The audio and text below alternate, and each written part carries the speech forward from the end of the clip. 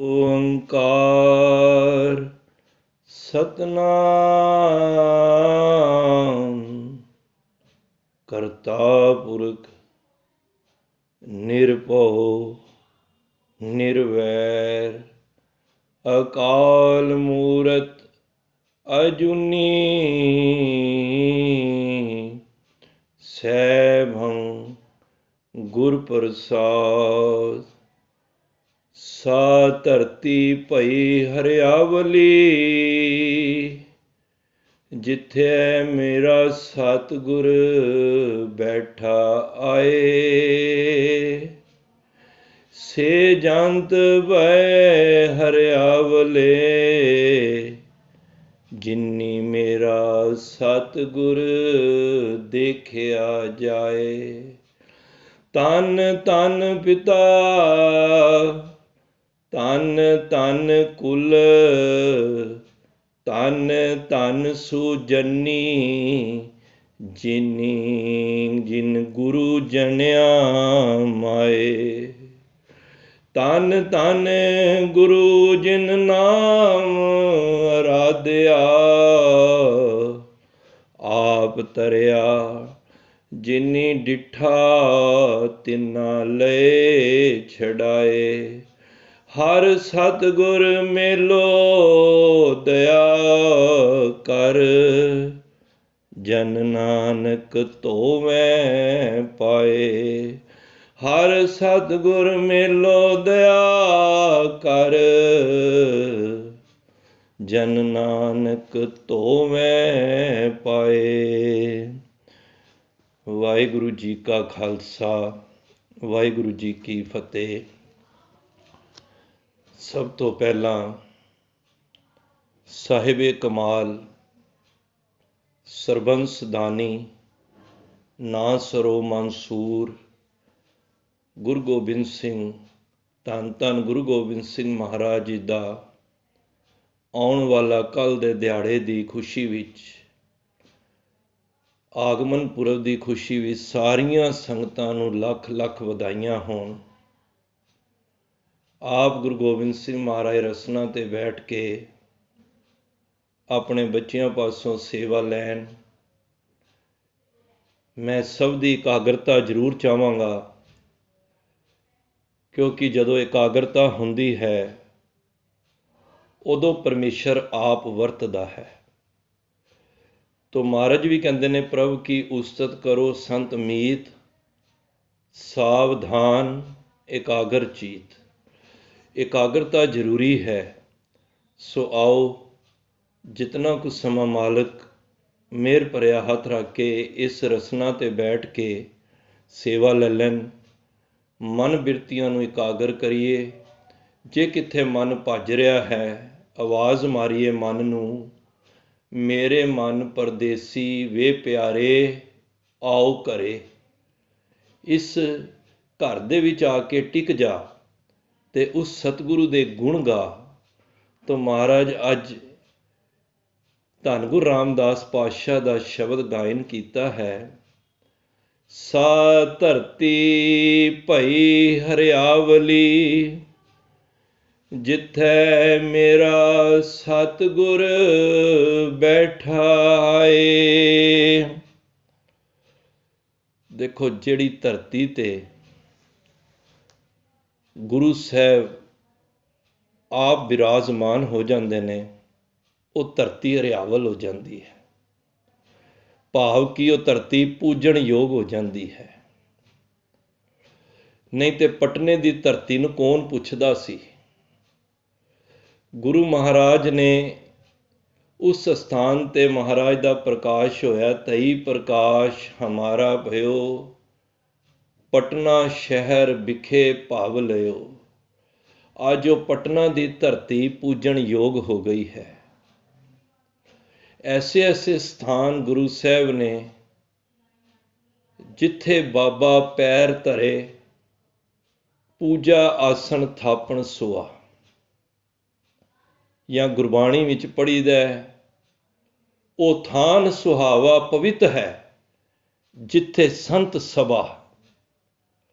ਉਹ ਜਗ੍ਹਾ ਵੀ ਪੂਜਣ ਯੋਗ ਹੋ ਜਾਂਦੀ ਹੈ ਜਿੱਥੇ ਸਤਿਗੁਰਾਂ ਦੇ ਚਰਨ ਪੈ ਜਾਂਦੇ ਹਨ। ਉਹ ਪੌਂਟਾ ਸਾਹਿਬ ਦੀ ਧਰਤੀ, ਉਹ ਅਨੰਦਪੁਰ ਸਾਹਿਬ ਦੀ ਧਰਤੀ, ਉਹ ਗੁਰਦੁਆਰਾ ਭੱਠਾ ਸਾਹਿਬ, ਉਹ ਸਿਰਸਾ ਦੀ ਨਦੀ ਜਿੱਥੇ ਪਰਿਵਾਰ ਵਿਛੋੜਾ, ਜਿੱਥੇ ਮਹਾਰਾਜ ਨੇ ਦਮ ਲਿਆ, ਦਮਦਮਾ ਸਾਹਿਬ, ਆਲਮਗੀਰ, ਮਾਛੀਵਾੜਾ, ਕਿਹੜੀ ਕਿਹੜੀ ਜਗ੍ਹਾ ਦੇ, ਦਿੱਲੀ ਮੋਤੀ ਬਾਗ, ਦਮਦਮਾ ਸਾਹਿਬ, ਸਾਬੋ ਕੀ ਤਲਵੰਡੀ, ਤੇ ਅਖੀਰਲੀ ਯਾਤਰਾ ਸੱਚਖੰਡ ਅਬਚਲ ਨਗਰ ਨਾਂਦੇੜ ਵਿਖੇ। ਇਹ ਸਾਰੀਆਂ ਧਰਤੀਆਂ ਜਿੱਥੇ ਜਿੱਥੇ ਮਹਾਰਾਜ ਨੇ ਕੋਤਕ ਵਰਤਾਏ, ਜਿੱਥੇ ਜਿੱਥੇ ਮਹਾਰਾਜ ਨੇ ਸੰਗਤਾਂ ਨੂੰ ਤਾਰਿਆ, ਭਾਵ ਕਿ ਉਹ ਥਾਨ ਵੀ ਪਵਿੱਤਰ ਹੋ ਜਾਂਦਾ ਹੈ। ਸੇ ਜੰਤ ਭਏ ਹਰਿਆਵਲੇ, ਉਹ ਜੀਵ ਵੀ ਸਾਰੇ ਹਰਿਆਵਲੇ ਹੋ ਜਾਂਦੇ ਨੇ। ਭਾਵ ਹਰਿਆਵਲੇ ਤੋਂ ਭਾਵ ਇੱਥੋਂ ਇਹ ਲਾਵਾਂਗੇ ਕਿ ਆਤਮਿਕ ਤੌਰ ਤੇ ਅੰਦਰੋਂ ਹਰੇ ਭਰੇ ਹੋ ਜਾਣਾ, ਰੂਹਾਨੀਅਤ ਦਾ ਉਹ ਪ੍ਰਕਾਸ਼ ਹੋ ਜਾਣਾ।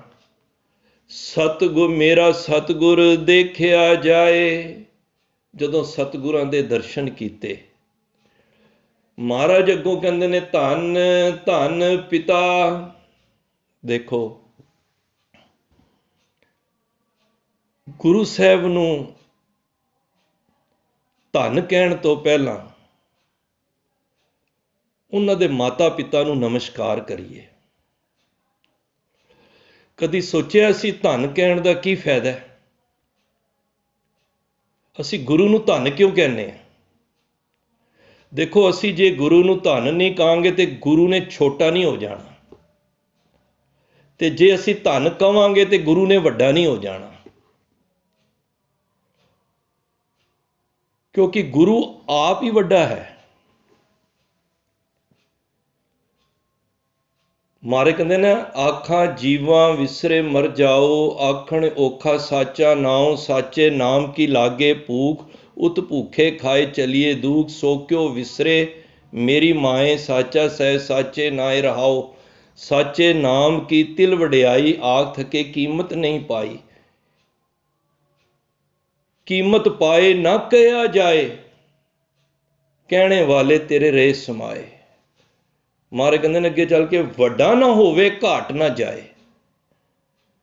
ਨਾ ਸਾਡੇ ਕਹਿਣ ਨਾਲ ਉਸਨੇ ਵੱਡਾ ਹੋਣਾ ਹੈ ਤੇ ਨਾ ਕਹਿਣ ਦੇ ਨਾਲ ਛੋਟਾ ਹੋਣਾ ਹੈ। ਉਹ ਪਰਮਾਤਮਾ ਸਦਾ ਹੀ ਵੱਡਾ ਰਹੇਗਾ। ਹਾਂ, ਰੱਬ ਨੂੰ, ਵਾਹਿਗੁਰੂ ਨੂੰ, ਗੁਰੂ ਨੂੰ ਧੰਨ ਕਹਿਣ ਦੇ ਨਾਲ ਧਿਆਨ ਦੇਣਾ ਸਾਨੂੰ ਕੀ ਫਾਇਦਾ ਹੈ? ਤਾਰਿਆ ਜਹਾਂ ਲਿਆ ਅਭਿਮਾਨ, ਜਿਨੀ ਦਰਸ਼ਨ ਪਾਇਆ, ਜਿਨੀ ਤੁਧਨੋਂ ਧਨ ਕਿਆ, ਜਿਨੀ ਤੁਧਨੋਂ ਧਨ ਕਿਆ, ਤਿੰਨ ਜਮ ਨੇੜ ਨਾ ਆਇਆ। ਗੁਰੂ ਨੂੰ ਧਨ ਕਹਿਣ ਨਾਲ ਸਾਡੇ ਜਮ ਨੇੜੇ ਨਹੀਂ ਆ ਸਕਦੇ, ਕਿਉਂਕਿ ਗੁਰੂ ਨੂੰ ਧੰਨ ਕਹਿਣ ਦਾ ਇਹ ਲਾਭ ਹੈ। ਤੇ ਕੋਸ਼ਿਸ਼ ਕਰੋ ਇਸ ਮੁਬਾਰਕ ਰਸਨਾ ਤੋਂ ਜਿਤਨਾ ਧੰਨ ਕਹਿ ਸਕਦੇ ਹੋ, ਗੁਰੂ ਨੂੰ ਧੰਨ ਕਿਹਾ ਕਰੋ। ਤੇ ਮਹਾਰਾਜ ਕਹਿੰਦੇ ਨੇ, ਹੁਣ ਧੰਨ ਕਿਹਨੂੰ ਕਹਿ ਰਹੇ ਨੇ ਮਹਾਰਾਜ? ਧੰਨ ਧੰਨ ਪਿਤਾ।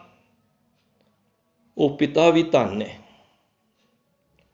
ਦੇਖੋ, ਕਈ ਵਾਰੀ ਬੰਦਾ ਨਾ ਆਪਣੇ ਮਾਤਾ ਪਿਤਾ ਕਰਕੇ ਜਾਣਿਆ ਜਾਂਦਾ ਹੈ, ਕਈ ਵਾਰੀ ਉਹਦੀ ਔਲਾਦ ਅੱਛੀ ਨਿਕਲਦੀ ਹੈ, ਉਹ ਉਸ ਕਰਕੇ ਜਾਣਿਆ ਜਾਂਦਾ ਹੈ। ਪਰ ਮੈਂ ਜਦੋਂ ਗੁਰੂ ਗੋਬਿੰਦ ਸਿੰਘ ਮਹਾਰਾਜ ਵੱਲ ਝਾਤ ਮਾਰਨਾ ਵਾਂ, ਮੈਂ ਕਹਿੰਦਾ ਪਿਤਾ ਕਰਕੇ ਤੇ ਤੁਸੀਂ ਜਾਣੇ ਹੀ ਜਾ ਰਹੇ ਹੋ। ਧੰਨ ਗੁਰੂ ਤੇਗ ਬਹਾਦਰ ਬਾਬਾ ਜੀ, ਤੇ ਆਪਣੇ ਬੱਚਿਆਂ ਕਰਕੇ ਵੀ ਤੁਸੀਂ ਸੰਸਾਰ ਦੇ ਵਿੱਚ ਜਾਣੇ ਜਾ ਰਹੇ ਹੋ। ਔਰ ਸਭ ਤੋਂ ਵੱਡੀ ਗੱਲ, ਜਿਹੜਾ ਆਪ ਆਪਣੇ ਵਿੱਚ ਸੰਪੂਰਨ ਨੇ। ਕਈ ਸਰੀਰ ਆਪਣੇ ਕਰਕੇ ਜਾਣੇ ਜਾਂਦੇ ਨੇ, ਕੋਈ ਪਿਤਾ ਕਰਕੇ, ਕੋਈ ਬੱਚਿਆਂ ਕਰਕੇ, ਪਰ ਗੁਰੂ ਸਾਹਿਬ ਬੱਚਿਆਂ ਕਰਕੇ ਵੀ, ਪਿਤਾ ਕਰਕੇ ਵੀ, ਦਾਦਾ ਜੀ ਕਰਕੇ ਵੀ, ਸਾਰੇ ਪਰਿਵਾਰ ਕਰਕੇ ਵੀ, ਤੇ ਆਪਣੇ ਆਪ ਕਰਕੇ ਵੀ ਇਸ ਸੰਸਾਰ ਵਿੱਚ ਜਾਣੇ ਜਾਂਦੇ ਨੇ। ਧੰਨ ਧੰਨ ਪਿਤਾ। ਗੁਰੂ ਦਾ ਗੁਰਪੁਰਬ ਮਨਾਈਏ ਨਾ, ਤੇ ਸਭ ਤੋਂ ਪਹਿਲਾਂ ਉਸ ਮਾਤਾ ਪਿਤਾ ਨੂੰ ਜ਼ਰੂਰ ਧੰਨ ਕਿਹਾ ਕਰੋ। ਘਰ ਵਿੱਚ ਬੱਚਾ ਕੋਈ ਚੰਗਾ ਨਿਕਲੇ ਨਾ, ਤੇ ਕਈ ਦਿਨਾਂ ਇਹਦੇ ਮਾਤਾ ਪਿਤਾ ਸਤਿਕਾਰਯੋਗ ਨੇ, ਜਿਨ੍ਹਾਂ ਨੇ ਇਹ ਤਾਲੀਮ ਦਿੱਤੀ ਹੈ। ਉਹ ਗੁਰੂ ਤੇਗ ਬਹਾਦਰ ਬਾਬਾ ਜੀ ਕਿਤਨੇ ਧੰਨ ਨੇ, ਜਿਨ੍ਹਾਂ ਦੇ ਘਰ ਧੰਨ ਗੁਰੂ ਗੋਬਿੰਦ ਸਿੰਘ ਮਹਾਰਾਜ ਦਾ ਆਗਮਨ ਹੋਇਆ ਹੈ। ਧੰਨ ਧੰਨ ਪਿਤਾ, ਧੰਨ ਧੰਨ ਕੁਲ। ਦੇਖੋ, ਜੇ ਕੁਲ ਵੱਲ ਵੀ ਅਸੀਂ ਝਾਤ ਮਾਰੀਏ, ਇਹ ਕੁਲ ਆਰੰਭ ਕਿੱਥੋਂ ਹੋਈ ਹੈ? ਮੈਂ ਤਾਂ ਦਰਸ਼ਨ ਇਹ ਕਰਨਾ ਚਾਹੁੰਦਾ ਸਾਰੇ, ਕਿ ਗੁਰੂ ਨੂੰ ਧੰਨ ਕਹਿਣ ਤੋਂ ਪਹਿਲਾਂ ਗੁਰੂ ਦੇ ਪਿਛੋਕੜ ਨੂੰ ਅਸੀਂ ਸਮਝ ਲਈਏ। ਦੇਖੋ, ਇਹ ਸਾਰੀ ਕੁਲ ਪਤਾ ਕਿੱਥੋਂ ਚੱਲੀ ਹੈ? ਬੀਬੀ ਭਾਣੀ ਤੋਂ, ਜੋ ਗੁਰੂ ਅਮਰਦਾਸ ਮਹਾਰਾਜ ਦੀ ਸਪੁੱਤਰੀ ਸਨ। ਤੇ ਨਾਮ ਗੁਰੂ ਅਮਰਦਾਸ ਪਾਤਸ਼ਾਹ ਨੇ ਭਾਣੀ ਰੱਖਿਆ ਸੀ। ਦੇਖੋ, ਇਹ ਪਹਿਲੀ ਗੁਰੂ ਘਰ ਦੇ ਵਿੱਚ ਇਹ ਬੀਬੀ ਭਾਣੀ ਹੋਈ ਹੈ, ਜਿਹੜੀ ਗੁਰੂ ਸੁਪੁੱਤਰੀ, ਧਿਆਨ ਦੇਣਾ, ਭਾਵ ਕਿ ਅਮਰਦਾਸ ਜੀ ਦੀ ਸੁਪੁੱਤਰੀ, ਗੁਰੂ ਸੁਪਤਨੀ ਧੰਨ ਗੁਰੂ ਰਾਮਦਾਸ ਪਾਤਸ਼ਾਹ ਦੀ, ਗੁਰੂ ਪੁੱਤਰ ਭਾਵ ਗੁਰੂ ਦੀ ਜਨਨੀ ਗੁਰੂ ਅਰਜਨ ਦੇਵ ਮਹਾਰਾਜ, ਗੁਰੂ ਦੀ ਦਾਦੀ ਗੁਰੂ ਹਰਗੋਬਿੰਦ ਪਾਤਸ਼ਾਹ, ਗੁਰੂ ਦੀ ਪਰਦਾਦੀ ਗੁਰੂ ਤੇਗ ਬਹਾਦਰ ਬਾਬਾ ਜੀ, ਔਰ ਅੱਗੋਂ ਉਹਨਾਂ ਦੇ ਵੀ ਪੁੱਤਰ ਗੁਰੂ ਗੋਬਿੰਦ ਸਿੰਘ ਮਹਾਰਾਜ। ਇੱਕ ਹੋਰ ਵੀ ਲੋ, ਗੁਰੂ ਬੀਬੀ ਭਾਣੀ ਦੇ ਪੋਤੇ ਗੁਰੂ ਹਰਗੋਬਿੰਦ ਪਾਤਸ਼ਾਹ, ਤੇ ਉਹਨਾਂ ਦੇ ਪੋਤੇ ਹਰਰਾਏ ਸਾਹਿਬ, ਤੇ ਹਰਰਾਏ ਸਾਹਿਬ ਦੇ ਵੀ ਸਪੁੱਤਰ ਗੁਰੂ ਹਰਕ੍ਰਿਸ਼ਨ ਪਾਤਸ਼ਾਹ। ਇਤਨਾ ਮਾਨ ਇਸ ਗੁਰੂ ਸਪੁੱਤਨੀ, ਗੁਰੂ ਪਤਨੀ, ਗੁਰੂ ਦਾਦੀ, ਗੁਰੂ ਜਨਨੀ, ਗੁਰੂ ਪਰਦਾਦੀ, ਇਹ ਮਾਣ ਮਿਲਿਆ ਹੈ ਬੀਬੀ ਭਾਣੀ ਨੂੰ। ਤੇ ਇੱਕ ਦਿਨ ਬਾਬਾ ਅਮਰਦਾਸ ਜੀ ਨੂੰ, ਪਿਤਾ ਜੀ ਨੂੰ ਕਹਿੰਦੀ ਹੈ, ਪਿਤਾ ਜੀ, ਮੇਰਾ ਨਾਮ ਤੁਸੀਂ ਭਾਣੀ ਰੱਖਿਆ ਹੈ,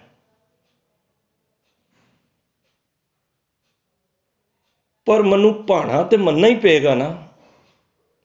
ਤੇ ਗੁਰੂ ਅਮਰਦਾਸ ਪਿਆਰ ਵਿੱਚ ਕਹਿੰਦੇ ਨੇ, ਬੱਚੀਏ, ਇਹ ਤੈਨੂੰ ਭਾਣਾ ਤੇ ਮੰਨਣਾ ਹੀ ਪਏਗਾ।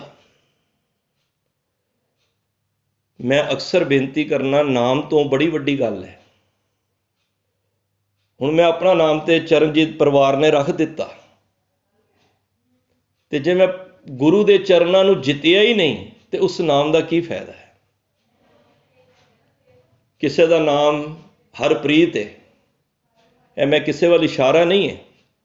ਜੇ ਉਹਨੇ ਹਰੀ ਦੀ ਪ੍ਰੀਤੀ ਨਹੀਂ ਪਾਈ, ਉਸ ਨਾਮ ਦਾ ਕੀ ਫਾਇਦਾ ਹੈ? ਦੇਖੋ, ਜੇ ਬਾਬਾ ਅਜੀਤ ਸਿੰਘ ਨੇ ਤੇ ਅਜੀਤ, ਜੀਤਾ ਨਹੀਂ ਜਾਊਂਗਾ, ਜੀਤਾ ਤੋਂ ਖੈਰ ਹਾਰ ਕੇ ਜੀਤਾ ਨਹੀਂ ਆਊਂਗਾ, ਨਾਮ ਸੀ। ਨਾਮ ਹੋਏ ਦਰਸ਼ਨ ਸਿੰਘ, ਤੇ ਕਦੀ ਗੁਰੂ ਦੇ ਦਰਸ਼ਨ ਹੀ ਨਾ ਕਰਨ ਗਿਆ ਹੋਵੇ, ਤੇ ਉਸ ਨਾਮ ਦਾ ਕੀ ਫਾਇਦਾ? ਭਾਣੀ ਜੋ ਗੁਰੂ ਦੇ ਭਾਣੇ ਵਿੱਚ ਰਵੇ, ਤੇ ਮਹਾਰਾਜ ਨੂੰ ਕਹਿੰਦੀ ਹੈ ਗੁਰੂ ਅਮਰਦਾਸ ਪਾਤਸ਼ਾਹ ਨੂੰ, ਬੀਬੀ ਭਾਣੀ, ਮੈਨੂੰ ਪਤਾ ਹੈ ਮੇਰੇ ਅਗਾਮੀ ਕੁਲ ਦੇ ਵਿੱਚ ਭਾਣਾ ਮੰਨਣ ਦੀ ਗੱਲ ਚੱਲਣੀ ਹੈ, ਔਰ ਜਿਨ੍ਹਾਂ ਨੇ ਇਸ ਭਾਣੇ ਨੂੰ ਮੰਨਣਾ ਹੈ, ਮੈਨੂੰ ਤੁਸੀਂ ਉਹਦਾ ਵੀ ਚਾਨਣਾ ਕਰਾ ਦਿੱਤਾ ਹੈ। ਤੋ ਮਹਾਰਾਜ ਇੱਥੇ ਕਹਿ ਰਹੇ ਨੇ, ਧਨ ਧਨ ਪਿਤਾ, ਧਨ ਧਨ ਕੁਲ, ਧਨ ਧਨ ਸੁਜਨਨੀ। ਜਨਨੀ ਜਿਹਨੇ ਜਨਮ ਦਿੱਤਾ ਹੁੰਦਾ ਹੈ। ਸਾਰੀਆਂ ਮਾਵਾਂ ਸਤਿਕਾਰਯੋਗ ਨੇ। ਪਹਿਲੀ ਗੱਲ, ਮਾਂ ਦਾ ਸਤਿਕਾਰ ਕਰਨਾ ਸਾਡਾ ਮੁੱਢਲਾ ਫਰਜ਼ ਹੈ। ਮਾਂ ਤੋਂ ਹੀ ਇਸ ਸੰਸਾਰ ਦੀ ਉਤਪਤੀ ਹੋਈ ਹੈ, ਮੰਨਿਆ। ਮੈਂ ਜਦੋਂ ਦੇਖਣਾ ਵਾਂ, ਅਸੀਂ ਮਦਰ ਡੇ ਮਨਾਈਦਾ, ਸੰਸਾਰ ਭਰ 'ਚ ਮਦਰ ਡੇ ਮਨਾਇਆ ਜਾਂਦਾ ਹੈ। ਜਾਂ ਤੇ ਅਸੀਂ ਆਪਣੇ ਇਤਿਹਾਸ ਨੂੰ ਸਮਝ ਨਹੀਂ ਪਾਏ ਜਾਂ ਸਮਝਾ ਨਹੀਂ ਪਾਏ। ਇੱਕ ਹੀ ਗੱਲ ਹੋ ਸਕਦੀ ਹੈ। ਅਸੀਂ ਮਾਤਾ ਗੁਜਰ ਕੌਰ ਦੇ, ਮੈਂ ਕਹਿੰਦਾ, ਮੈਂ ਅੱਜ ਤਾਂ ਜ਼ਿਕਰ ਕਰ ਰਿਹਾ ਕਿ ਅਸੀਂ ਉਹਨਾਂ ਦੇ ਇਤਿਹਾਸ ਨੂੰ ਆਪਣੇ ਅੱਖਾਂ ਤੋਂ ਓਹਲੇ ਕਰ ਦਿੱਤਾ ਹੋਇਆ ਹੈ। ਬੜੇ ਧਿਆਨ ਨਾਲ ਸਰਵਣ ਕਰਨਾ। ਜਿਸ ਦਿਨ ਸਾਨੂੰ ਮਾਤਾ ਗੁਜਰ ਕੌਰ ਦਾ ਇਤਿਹਾਸ ਅਸੀਂ ਸਮਝ ਲਵਾਂਗੇ ਨਾ, ਉਸ ਦਿਨ ਸਾਰੇ ਸੰਸਾਰ ਵਿੱਚ ਇਹ ਗੱਲ ਪਤਾ ਲੱਗ ਜਾਏਗੀ ਕਿ ਮਦਰ ਜਿਹੜੀ ਹੋਈ ਹੈ ਅੱਜ ਤੱਕ, ਉਹ ਮਾਤਾ ਗੁਜਰ ਕੌਰ ਹੋਈ ਹੈ। ਥੋੜਾ ਜਿਹਾ ਪਿੱਛੇ ਆਪਣੀ ਸੁਰਤ ਨੂੰ ਲੈ ਜਾਓ। 11 ਸਾਲ ਦੀ ਉਮਰ ਸੀ ਮਾਤਾ ਗੁਜਰ ਕੌਰ ਦੀ। ਉਸ ਟਾਈਮ ਛੋਟੀ ਉਮਰਾਂ ਵਿੱਚ ਲਾਵਾਂ ਫੇਰੇ ਆਨੰਦ ਕਾਰਜ ਹੋ ਜਾਂਦੇ ਸਨ। ਹਰਗੋਬਿੰਦ ਪਾਤਸ਼ਾਹ ਗੁਰੂ ਤੇਗ ਬਹਾਦਰ ਸਾਹਿਬ ਆਪਣੇ ਪੁੱਤਰ ਛੋਟੇ ਨੂੰ ਤੇ ਪਰਿਵਾਰ ਸਮੇਤ ਸਗੇ ਸੰਬੰਧੀਆਂ ਨੂੰ ਬਰਾਤ ਲੈ ਕੇ, ਛੋਟੀ ਉਮਰ 'ਚ ਹੁੰਦੀ ਸੀ ਸ਼ਾਦੀ। ਮੈਂ ਜ਼ਿਕਰ ਕਰ ਰਿਹਾ ਕਿ ਜੇ ਮਾਤਾ ਗੁਜਰ ਕੌਰ ਦੇ ਅੱਜ ਇਤਿਹਾਸ ਨੂੰ ਵਾਚੀਏ, ਕਿਉਂਕਿ ਧੰਨ ਧੰਨ ਸੁਜਨਨੀ, ਦੇਖੋ ਵਿਸ਼ਾ ਉਹੀ ਹੈ। ਗੁਰੂ ਨੂੰ ਧੰਨ ਕਹਿਣ ਤੋਂ ਪਹਿਲਾਂ ਗੁਰੂ ਦੀ ਮਾਤਾ ਨੂੰ ਨਮਸਕਾਰ ਕਰੀਏ।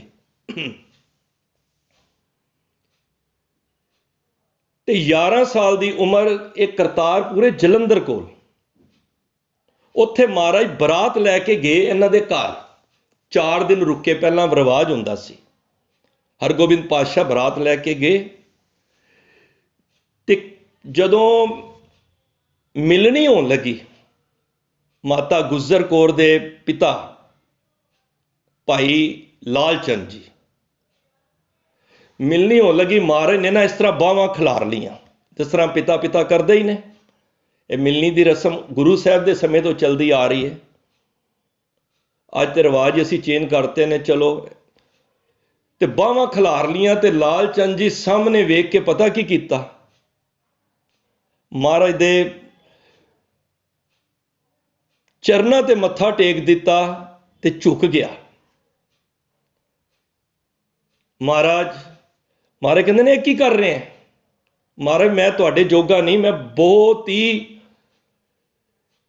ਗਰੀਬ ਹਾਂ, ਮੈਂ ਤੇ ਇੱਕ ਗੁਲਾਮ ਹਾਂ, ਤੁਹਾਡਾ ਸੇਵਕ ਹਾਂ, ਮੈਂ ਤੁਹਾਡੇ ਗਲਵੱਕੜੀ ਕਿਵੇਂ ਲੈ ਸਕਦਾ? ਮੈਂ ਕੌਣ ਹਾਂ? ਮੈਂ ਤੇ ਕੁਛ ਵੀ ਨਹੀਂ ਹਾਂ, ਔਰ ਤੁਸੀਂ ਇਸ ਸੰਸਾਰ ਦੇ ਮਾਲਕ ਹੋ, ਤੁਸੀਂ ਗੁਰੂ ਪਿਤਾ ਹੋ।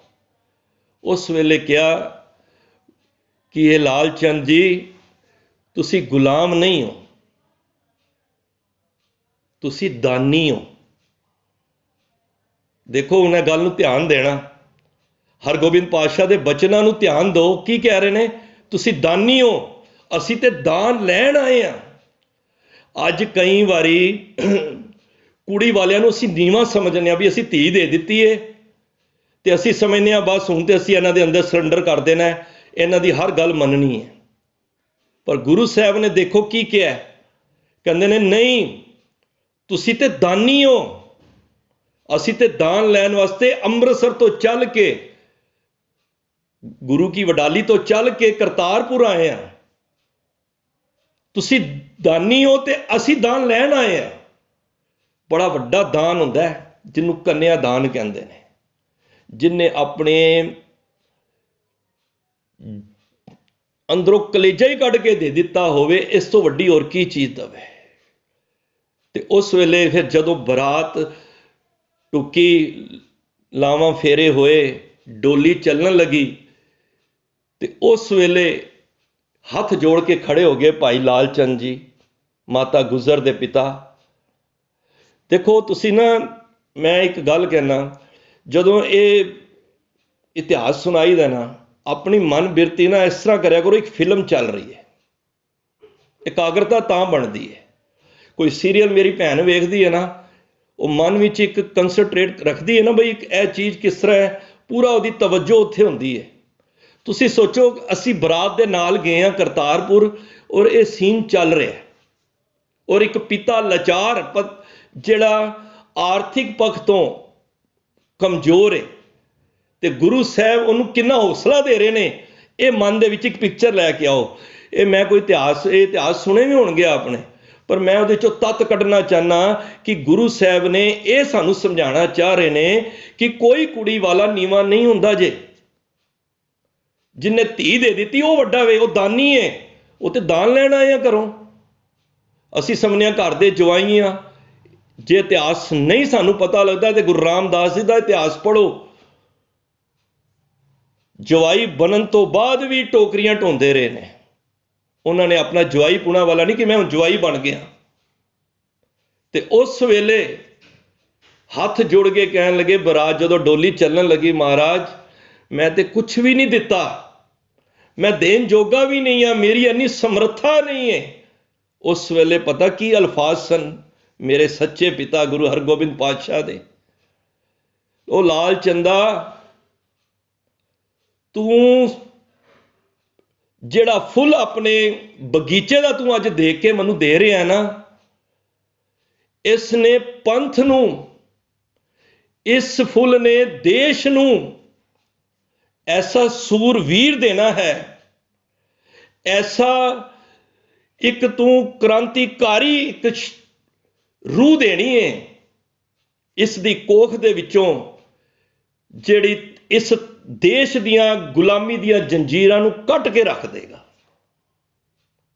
ਤੂੰ ਐਸਾ ਸੂਰਵੀਰ ਇਸ ਦੀ ਗੋਦ ਵਿੱਚੋਂ ਪੈਦਾ ਹੋਣਾ ਹੈ। ਦੇਖੋ, ਇਹ ਜੇ ਧੀਆਂ ਲੈ ਕੇ ਆਈਏ ਨਾ, ਤੇ ਸਿਰ ਉੱਚਾ ਕਰਕੇ ਨਾ ਆਇਆ ਕਰੋ। ਉਹਨਾਂ ਦੀ ਕਦਰ ਕਰੀਏ, ਨੂੰਹਾਂ ਦੀ, ਤੇ ਡਿਮਾਂਡ ਵੀ ਨਾ ਰੱਖੀਏ। ਚਲੋ ਇਹ ਵਿਸ਼ਾ ਅੱਗੇ ਚਲੀਏ। ਤੇ ਮਹਾਰਾਜ ਇੱਥੇ ਕਹਿ ਰਹੇ ਨੇ ਕਿ ਧੰਨ ਧੰਨ ਪਿਤਾ, ਧੰਨ ਧੰਨ ਕੁਲ, ਧੰਨ ਧੰਨ ਸੁਜਨਨੀ, ਜਨਨੀ ਮਾਤਾ। ਹੁਣ ਦੇਖੋ, 11 ਸਾਲ ਦੀ ਵਿਆਹ ਕੇ ਆਏ ਘਰ, ਗੁਰੂ ਗੋਬਿੰਦ ਰਾਏ ਦਾ ਪ੍ਰਕਾਸ਼ ਹੁੰਦਾ 43 ਸਾਲ ਦੀ ਉਮਰ ਵਿੱਚ। ਭਾਵ ਕਿ ਇਤਨਾ ਲੰਮੇਰਾ ਸਮਾਂ 32 ਸਾਲ ਲੱਗ ਗਏ। ਕਿਉਂਕਿ ਮੈਂ ਪਹਿਲਾਂ ਵੀ ਜ਼ਿਕਰ ਕੀਤਾ ਸੀ ਕਿ ਸੰਸਾਰ ਵਿੱਚ ਕੋਈ ਇਤਨੀ ਜਪੀ ਤਪੀ ਰੂਹ ਨਹੀਂ ਸੀ। ਤੇ ਫਿਰ ਮਹਾਰਾਜ ਅਕਾਲ ਪੁਰਖ ਨੇ ਗੁਰੂ ਗੋਬਿੰਦ ਸਿੰਘ ਮਹਾਰਾਜ ਨੂੰ ਸੰਸਾਰ ਵਿੱਚ ਭੇਜਿਆ। 42-43 ਸਾਲ ਦੀ ਉਮਰ ਹੋ ਗਈ। ਤੇ ਜਦੋਂ ਉਮਰ ਹੋਈ ਮਾਤਾ ਗੁਜਰ ਦੀ 52 ਸਾਲ, ਭਾਵ ਕਿ ਗੋਬਿੰਦ ਰਾਏ 9 ਸਾਲ ਦੇ ਹੋਏ, ਤੇ ਉਸ ਵੇਲੇ ਆਪਣੇ ਅੱਖਾਂ ਦੇ ਸਾਹਮਣੇ ਆਪਣੇ ਸਿਰ ਦੇ ਸਾਈਂ ਨੂੰ ਸ਼ਹਾਦਤ ਦਾ ਜਾਮ ਪੀਣ ਵਾਸਤੇ ਇਸ ਦਿੱਲੀ ਵਿੱਚ ਭੇਜਿਆ। ਦੇਖੋ, ਇਹਨੂੰ ਕਹਿੰਦੇ ਨੇ ਮਦਰ ਡੇ ਮਨਾ ਰਹੇ ਆ ਨਾ, ਜਿਹੜੇ ਮਨਾਉਂਦੇ ਆ। ਆਪਣੇ ਹੱਥੀ ਕਿਸੇ ਦੇ ਧਰਮ ਵਾਸਤੇ ਆਪਣੇ ਬੱਚੇ ਨੂੰ ਯਤੀਮ ਕਰਕੇ 53 ਸਾਲ ਦੀ ਉਮਰ ਵਿੱਚ, 52 ਸਾਲ ਦੀ ਉਮਰ ਵਿੱਚ ਭੇਜ ਰਹੇ ਨੇ, ਜਿਹੜੇ 32 ਸਾਲ ਬਾਅਦ ਘਰ ਦੇ ਵਿੱਚ ਔਲਾਦ ਹੋਈ ਹੈ। 52 ਸਾਲ। ਉਹੀ ਮਾਤਾ ਗੁਜਰ ਕੌਰ ਜਦੋਂ 31 ਸਾਲ ਨਿਕਲ ਗਏ, 83 ਵਰਿਆਂ ਦੀ ਹੋ ਗਈ, ਬੁੱਢੜੀ ਮਾਤਾ ਹੋ ਗਈ, ਉਸ ਠੰਡੇ ਬੁਰਜ ਵਿੱਚ ਆਪਣੇ ਛੋਟੇ 2 ਲਾਡਲਿਆਂ ਨੂੰ, ਪੋਤਿਆਂ ਨੂੰ, ਉਹਨਾਂ ਨੂੰ ਟ੍ਰੇਨਿੰਗ ਦੇ ਕੇ, ਉਹਨਾਂ ਨੂੰ ਗੁਰਮਤਿ ਦੀ ਸਿੱਖਿਆ ਦੇ ਕੇ, ਉਹਨਾਂ ਨੂੰ ਆਪਣੇ ਦਾਦਿਆਂ ਦੀਆਂ, ਪਰਦਾਦਿਆਂ ਦੀਆਂ ਸ਼ਹਾਦਤਾਂ ਦੀਆਂ ਉਹ ਕਹਾਣੀਆਂ ਸੁਣਾ ਕੇ, ਉਹ ਸੱਚਾਈ ਸੁਣਾ ਕੇ ਉਹਨਾਂ ਦੇ ਅੰਦਰ ਇੱਕ ਜਜ਼ਬਾ ਪੈਦਾ ਕਰ ਰਹੀ ਹੈ। ਐਸੀ ਮਦਰ, ਮੈਂ ਕਹਿੰਦਾ ਦੁਨੀਆ ਦੇ ਅੰਦਰ ਕੋਈ ਛੋਟੀ ਜੀ ਬ੍ਰਾਂਚ ਖੋਲ ਲੈਣਾ, 10-15 ਬੱਚਿਆਂ ਨੂੰ ਪਾਲ ਲੈ ਤੇ ਉਹਦਾ ਨਾਮ ਹੋ ਜਾਂਦਾ ਜੀ ਇਹ ਮਦਰ ਹੈ, ਇਹ ਉਹ ਹੈ। पर ऐसी बुढ़ड़ी माता पोते किन्ने लाडले हुंदे ने। अपनी अखां दे सामने दीवार दे विच चिन्हने वेख के उस माता दा जिगरा कितना होएगा, भावें आप भी बाद विचों शहादत दा जाम पीता। धन धन पिता, धन धन कुल, धन धन सुजननी, जिन गुरु जनिया माए। ऐसी माता, माता गुजर कौर, जिन्हां ने ऐसे गुरु नूं जन्म दिता। और देखो, मैं नेपोलियन की गल पढ़ रहा सी कल, किसी का लेख आया, मैं पढ़िया, कहते ने जे कोई अपनी कंट्री दे विच ध्यान देना, जे कोई अपने कंट्री नूं, देश नूं गुड नेशन बनाना चाहता है ना, नेपोलियन बड़ा वड्डा फिलोसफर होया है, उहदी लिखतां बहुत ने, वो सेध दिंदियां ने।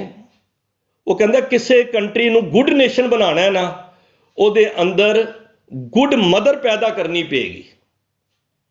मैं कहना जे गुड मदर की सिक्ख्या लैनी है ना, मेरिया भैणां, मेरिया मातावां, मेरिया बच्चियां, इस गल नूं सुन लो। तुहाडे वर्गियां विचों ही माता गुजर कौर नूं चाहीदा है जन्म लैना, ਜਿਹੜੀਆਂ आप लोरियां दे रहे ने कि बच्चिओ जुल्म के खिलाफ तुसी ढहना नहीं है, सच दे नाल लड़ना है। मैनूं याद हुंदा सी, असीं छोटे हुंदे सन, दादी मां सानूं ना रोज़ एक छोटी साखी सुना के, गुरु नानक पातशाह दी 20 रुपए वाली, सप दे छां करन वाली सानूं सुणांदे सन। अज ये चीज़ां लोप हो गईयां ने। अज वो जिहियां मातां भी कित्थे चली गईयां ने।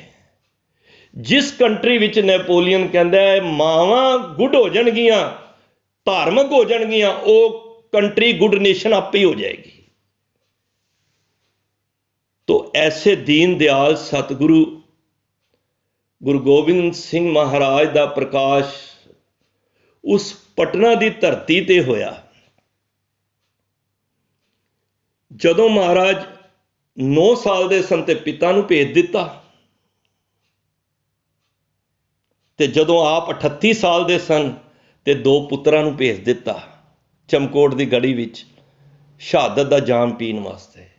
एक विद्वान दे बड़े प्यारे बोल ने, कहंदे ने जब गुरु गोबिंद सिंह आप बालक थे, ध्यान देना, जब गुरु गोबिंद सिंह आप बालक थे तब शहीद होने के लिए अपने पालक को भेजा।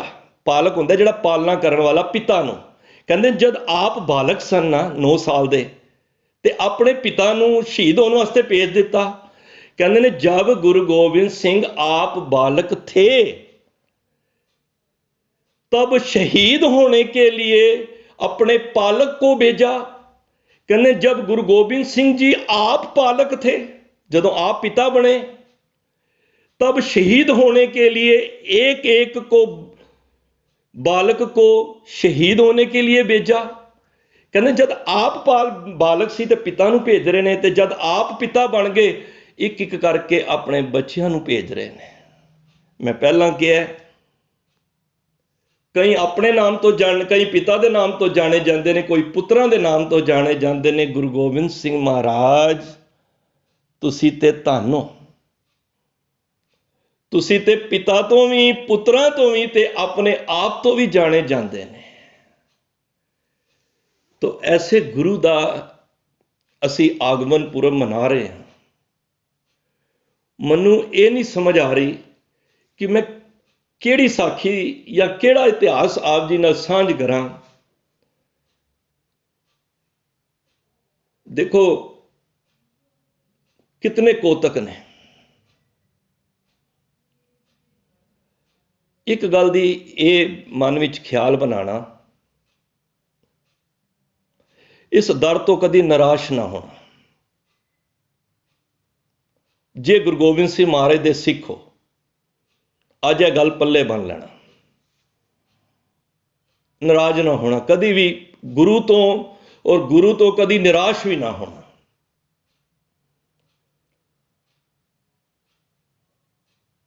वो गुरु ऐसा है, चमकौर दी गली ते सरहंद दी ਆਪਣੇ ਚਾਰੋਂ ਸਾਹਿਬਜ਼ਾਦਿਆਂ ਨੂੰ ਸ਼ਹਾਦਤ ਦਾ ਜਾਮ ਦੇਣ ਤੋਂ ਬਾਅਦ ਵੀ ਅੱਜ ਵੀ ਦੁਨੀਆ ਦੇ ਵਿੱਚ ਵਿਚਰ ਕੇ ਜਿਨ੍ਹਾਂ ਦੇ ਘਰ ਔਲਾਦ ਨਹੀਂ ਉਹਨਾਂ ਨੂੰ ਔਲਾਦ ਦੇ ਰਹੇ ਨੇ। ਹੈ ਕੋਈ ਐਸਾ ਗੁਰੂ? ਮੈਂ ਇੱਕ ਜਗ੍ਹਾ ਤੇ ਦੀਵਾਨ ਲੱਗਿਆ ਸੀ, ਮੈਂ ਉਹ ਕਥਾ ਸੁਣ ਰਿਹਾ ਸੀ, ਬਹੁਤ ਛੋਟਾ ਹੁੰਦਾ ਸੀ, ਮੈਂ ਸੁਣਦਾ ਸੀ ਕਥਾ। ਇੱਕ ਸ਼ਰੀਰ ਆਇਆ, ਮਹਾਰਾਜ ਬੜੀ ਗਰੀਬੀ ਹੈ, ਘਰ ਦਾ ਗੁਜ਼ਾਰਾ ਨਹੀਂ ਚੱਲਦਾ। ਸਾਰੀ ਸੰਗਤ ਬੈਠੀ ਸੀ, ਉਹ ਗਰੀਬੜਾ ਸਿੱਖ ਸੀ। ਹੁੰਦਾ ਹੀ ਇਹ, ਜੇ ਗੁਰੂ ਨੇ ਤਾਂ ਕਹਿਣਾ, ਹੋਰ ਕਿਹਨੂੰ ਕਹਿਣਾ। ਤੇ ਮਹਾਰਾਜ ਨੇ ਵੇਖਿਆ ਉਸ ਪਿਆਰ ਵਾਲੇ ਸਿੱਖ ਨੂੰ, ਤੇ ਪਤਾ ਕੀ ਕਿਹਾ?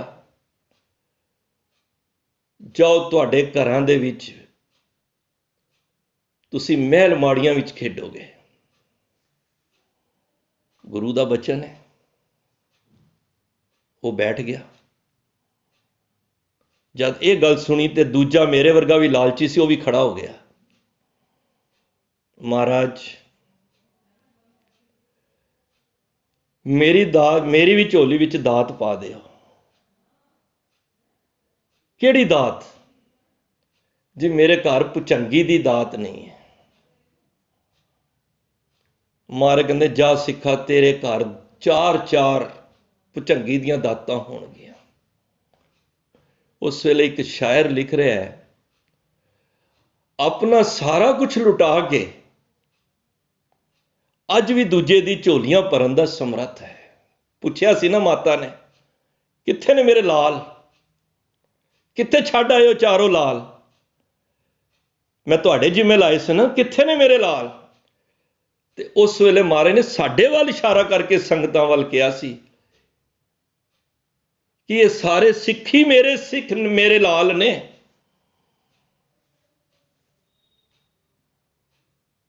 ਦੇਗ ਬਣਾ, ਮਾਤਾ ਜੀ, ਸਾਹਿਬ ਜੀ, ਦੇਗ ਬਣਾਓ ਤੁਸੀਂ, ਅਸੀਂ ਗੁਰੂ ਦਾ ਸ਼ੁਕਰਾਨਾ ਕਰੀਏ। ਅੱਜ ਮੈਂ ਕਰਜ਼ਾ ਲਾ ਕੇ ਆਇਆ ਵਾਂ, ਜਿਹਦੀ ਚੀਜ਼ ਸੀ ਉਹਨੂੰ ਮੈਂ ਵਾਪਸ ਲੁਟਾ ਕੇ ਆਇਆ। ਦੇਖੋ, ਤੁਹਾਡੇ ਉੱਤੇ ਕਰਜ਼ਾ ਹੋਵੇ ਤੇ ਜੇ ਕਦੀ ਕਰਜ਼ਾ ਉਹ ਲੈ ਜਾਏ, ਜਿਹਨੇ ਜੇ ਮਨ 'ਚ ਇਹ ਸੋਚਿਆ ਕਿ ਅਸੀਂ ਰਿਣੀ ਆ ਪਰਮਾਤਮਾ ਦੇ ਘਰ ਦੇ। ਦੇਖੋ, ਜੇ ਬਾਜ਼ਾਰੋਂ ਅਸੀਂ ਕਰਜ਼ਾ ਫੜਿਆ ਤੇ ਜੇ ਤੇ ਬੰਦਾ ਸੱਚਾ ਹੋਏਗਾ, ਉਹਨੂੰ ਰਾਤੀ ਨੀਂਦਰ ਨਹੀਂ ਪਏਗੀ।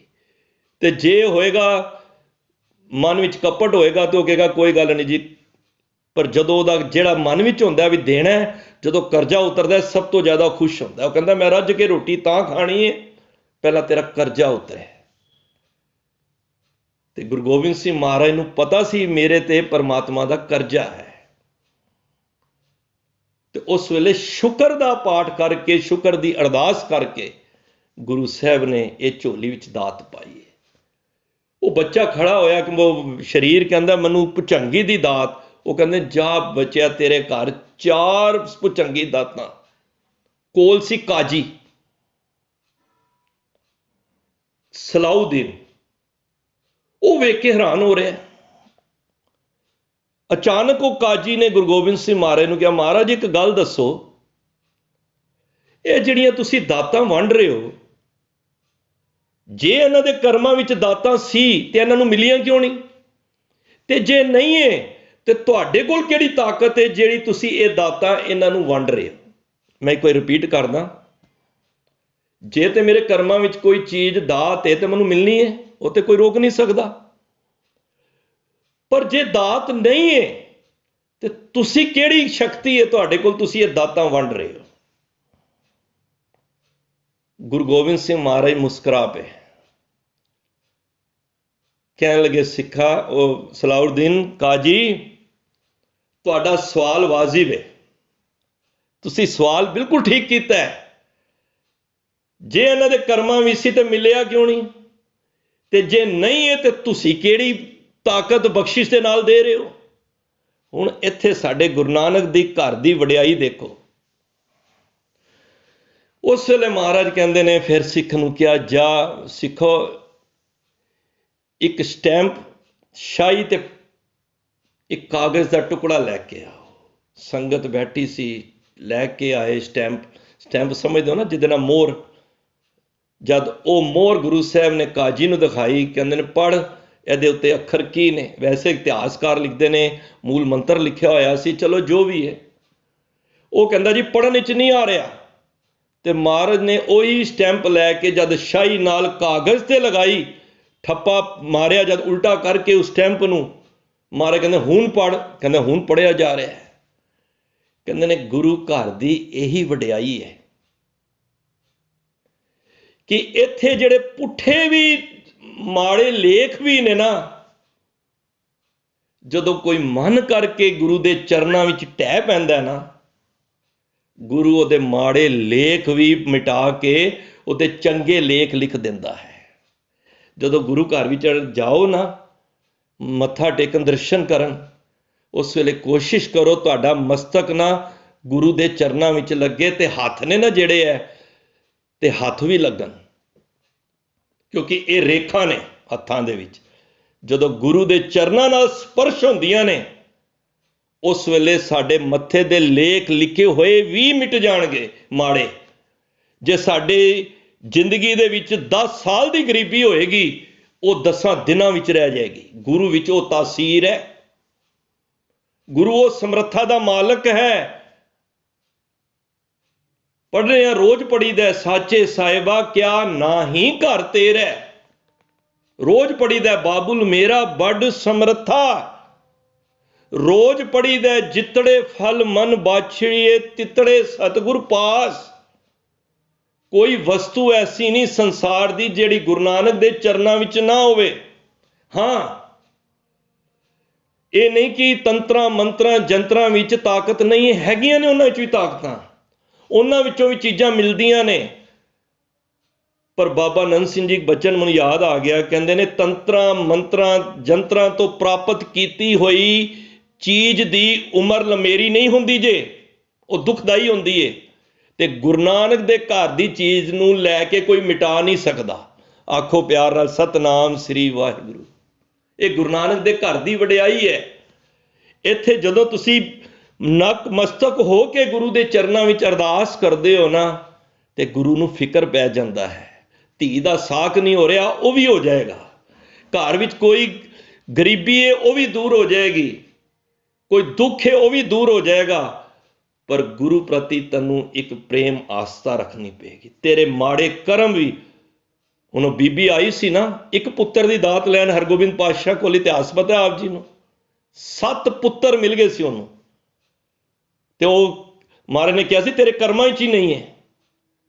ਇਹ ਤੇ ਫਿਰ ਗੁਰਮੁਖ ਪਿਆਰਿਆਂ ਨੇ ਉਹਨੂੰ ਸੇਧ ਦਿੱਤੀ ਕਿ ਗੁਰੂ ਸਾਹਿਬ ਉੱਥੇ ਵੀ ਲਿਖਣ ਵਾਲੇ ਤੁਸੀਂ ਹੋ, ਇੱਥੇ ਵੀ ਲਿਖਣ ਵਾਲੇ ਤੁਸੀਂ ਹੋ। ਜੇ ਉੱਥੇ ਲਿਖਣਾ ਭੁੱਲ ਗਏ ਹੋ ਤੇ ਇੱਥੇ ਲਿਖ ਦਿਓ। ਇੱਥੇ ਸਾਡੇ ਮਾੜੇ ਕਰਮਾਂ ਦੇ ਕਹਿੰਦੇ ਨਾ,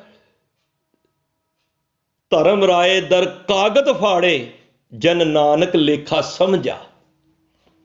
ਮਾੜੇ ਕਰਮਾਂ ਦਾ ਵੀ ਨਾ ਸਾਡਾ ਹਿਸਾਬ ਕਿਤਾਬ ਵੀ ਫਟ ਜਾਏਗਾ। ਅਸੀਂ ਤੇ ਜਦੋਂ ਪਾਠ ਕਰਨੇ ਆ ਨਾ, ਤੇ ਗਿਣਤੀਆਂ ਵਿੱਚ ਲੈ ਲੈਂਦੇ ਆ, ਐਨੇ ਪਾਠ ਮੈਂ ਐਨੇ ਕੀਤੇ, ਇਹਦਾ ਹੀ ਬੋਝ ਲੈ ਲੈਂਦੇ ਆ ਕਿ ਮੈਂ 25 ਕਰ ਲੈਣੇ। ਕਰੋ ਜਿੰਨੇ, ਗਿਣਤੀ ਨਹੀਂ। ਤੇ ਜੇ ਕਿੱਥੇ ਪਰਮਾਤਮਾ ਨੇ ਹਿਸਾਬ ਕਰ ਲਿਆ ਨਾ, ਤੇ ਫਿਰ ਅਸੀਂ ਲੇਖੇ ਕੱਤੇ ਨਾ ਛੁੱਟੀਏ। ਰੱਬ ਦੇ ਨਾਲ ਹਿਸਾਬ ਨਾ ਕਰਿਆ ਕਰੋ। ਰੱਬ ਤੁਹਾਨੂੰ ਦਾਤਾਂ ਦਿੰਦਾ, ਹਿਸਾਬ ਕਰਦਾ। ਮੈਨੂੰ ਦੱਸੋ, ਰੱਬ ਇੰਨੇ ਸਮੇਂ ਤੋਂ ਸਾਨੂੰ ਆਕਸੀਜਨ ਦੇ ਰਿਹਾ ਹੈ, ਉਹਨੇ ਕਦੀ ਹਿਸਾਬ ਕੀਤਾ ਕਿ 50 ਸਾਲ ਦਾ ਹੋ ਗਿਆ, ਤੈਨੂੰ ਮੈਂ ਇੰਨੀ ਇੱਕ ਸਿਲੰਡਰ ਦੀ ਤੈਨੂੰ ਲੋੜ, ਪਿੱਛੇ ਸਿਲੰਡਰ ਦੀ ਲੋੜ ਪਈ ਸੀ, ਇੱਕ ਸਿਲੰਡਰ 30-30 ਹਜ਼ਾਰ ਦਾ ਮਿਲਦਾ ਸੀ। ਗੁਰੂ ਨੇ ਕਦੀ ਉੱਠ ਕੇ ਕਿਹਾ, ਪਰਮਾਤਮਾ ਨੇ ਉੱਠ ਕੇ ਕਿਹਾ ਮੈਂ ਤੈਨੂੰ ਇਤਨੇ ਸਮੇਂ ਤੋਂ ਆਕਸੀਜਨ ਦੇ ਰਿਹਾ ਵਾਂ। ਖਾਣ ਜੀਓ ਪਾਏ ਪਿੰਡ ਜਿਨ ਸਾਜਿਆ ਦਿੱਤਾ ਪੈਨਨ ਖਾਣ, ਆਪਣੇ ਦਾਸ ਕੀ ਆਪ ਪੈਜ ਰਾਖੀ ਨਾਨਕ ਸਦ ਕੁਰਬਾਨ। ਇਤਨੇ ਸਮੇਂ ਤੋਂ ਮੈਂ ਤੈਨੂੰ ਕੁਛ ਦੇ ਰਿਹਾ, ਕਦੀ ਮੈਂ ਹਿਸਾਬ ਲਾਇਆ? ਮਹਾਰਾਜ ਕਹਿੰਦੇ ਨਾ, ਇਹ ਮਨ ਹਰ ਜੀ ਧਿਆਏ ਤੂੰ, ਇੱਕ ਮਨ ਇੱਕ ਚਿੱਤ ਪਾਏ ਹਰ ਕੀਆਂ ਸਦਾ ਸਦਾ ਵਡਿਆਈਆਂ ਦੇ ਨਾ ਪਛੋਤਾਏ। ਉਹ ਪਰਮਾਤਮਾ ਦੇ ਕੇ ਪਛਤਾਉਂਦਾ ਨਹੀਂ ਹੈ। ਅਸੀਂ ਤੇ ਕਿਸੇ ਦੇ ਨਾਲ ਇੱਕ ਪਰਉਪਕਾਰ ਕਰ ਦਈਏ ਨਾ, 10 ਥਾਈਂ ਦਸੀਏ ਨਾ ਤੇ ਸਾਨੂੰ ਰੋਟੀ ਨਹੀਂ ਹਜਮ ਹੁੰਦੀ। ਮੈਨੂੰ ਖਿਮਾ ਕਰ ਦੇਣਾ, ਮੈਂ ਵੀ ਸ਼ਾਮਲ ਹਾਂ। जे किसी रिश्तेदार की हैल्प भी कर दी तो उदों फिर असी रब ने साड़ी कितने पड़दे कज्जे ने, कितने साडे औगणां नूं उन्हें छुपाया है, कितने समय साडे कढ दिते ने। उन्हें कदी जताया कि मैं तुहानूं इतना समा तुहाडे परिवार नूं पालिया। तो गुरु साहब कहंदे ने भाई इत्थे आके जिदे माड़े कर्म भी ने ना, पुठे कर्म भी ने, शरीरिक तौर पर भी दुखी है, कोई परिवारिक परेशानी है, किसी तरह की भी तैनूं कोई दुख है ना चमड़िया, तो जे तू किसे जदों मन करके सतगुरु की शरण विच ढह पेगा ना, तो तेरे सारे औगण बख्श देणगे। जैसा बालक भाए सुभाई, लख अपराध कमावे। देखो लखा अपराध कर उपदेश, झिड़के बो पाती बोहड़ पिता गल लावे। की करदा है? पिछले औगण बख्श ले, प्रभ आगे मार्ग पावे। वो अगे मार्ग भी दे दिंदा है, तेरे औगण भी बख्श लैंदा है। सिखा तेरे ढैण विच देरी हो सकती है, गुरु दे बख्शण विच देरी नहीं हो सकती, जे तू गुरु दी इस गल नूं समझ जा। गुरु अज भी अंग संग है, मत जाणियो। मैं एक गल कहां कि गुरु गोबिंद सिंह महाराज 1699 1708 या 42 साल दी उस आरवला दे विच ही सतगुरु बख्शिशा करते सन। अज नहीं कर रहे, अज भी कर रहे हैं, अज भी कर रहे हैं। मैं गल कह के समाप्ति करा। मैं कल परसों किसी कथावाचक की गल सुन रहा सी, कहते जदों वंड होई ना भारत पाकिस्तान की, उधर दे बंदे इधर आए, इधर दे उधर चले गए। कहते एक परिवार, वो सिख परिवार, वो इत्थों चल के लुधियाने आया, जो रावलपिंडी तो सिख परिवार सी। माता की मौत हो गई रस्ते विच। वो जिहड़ा पुत्र सी, वो जदों केस वहंदा सी ना अपने, तो उन्होंने माँ की याद आती सी, क्योंकि माँ जदों भी उहदे केसी इशनान करवाती सी ना, तो इक्को गल कहंदी सी, बच्चिया एक गल याद रखी, ये गुरु की मोहर ही, इहनूं संभाल के रखी। केस ना वाकई गुरु की मोहर है। क्यों? मैं अक्सर बेनती करना, किसी की लैटर लैनी होवे ना, तो लैटर की वैल्यू नहीं जिहड़ी उहदी स्टैंप की वैल्यू है।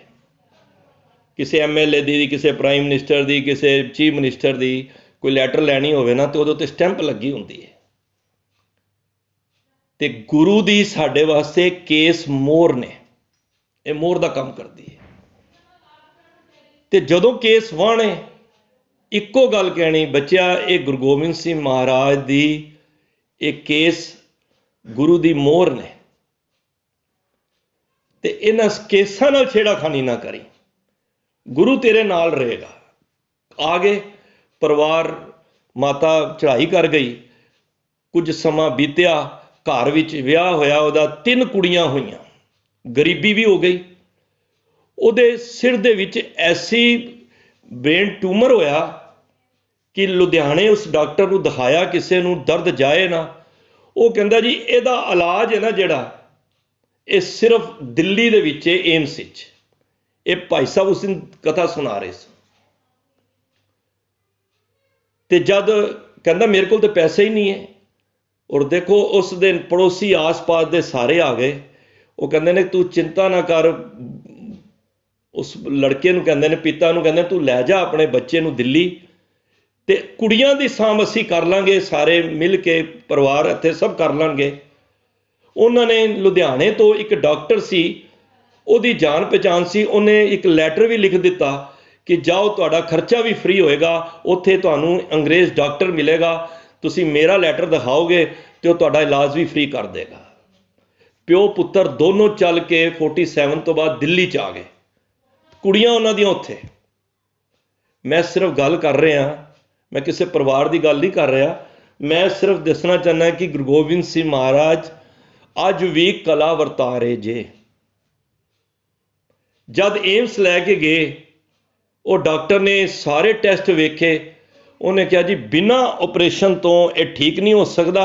ਔਰ ਇੱਕ ਗੱਲ ਇਹ ਵੀ ਜੇ, ਆਪਰੇਸ਼ਨ ਵੀ ਰਿਸਕੀ ਜੇ, 50% ਚਾਂਸ ਨੇ ਇਹ ਬਚ ਵੀ ਜਾਏ ਤੇ ਨਾ ਵੀ ਬਚੇ, ਕਿਉਂਕਿ ਟਿਊਮਰ ਬਹੁਤ ਫੈਲ ਚੁੱਕਾ ਹੈ।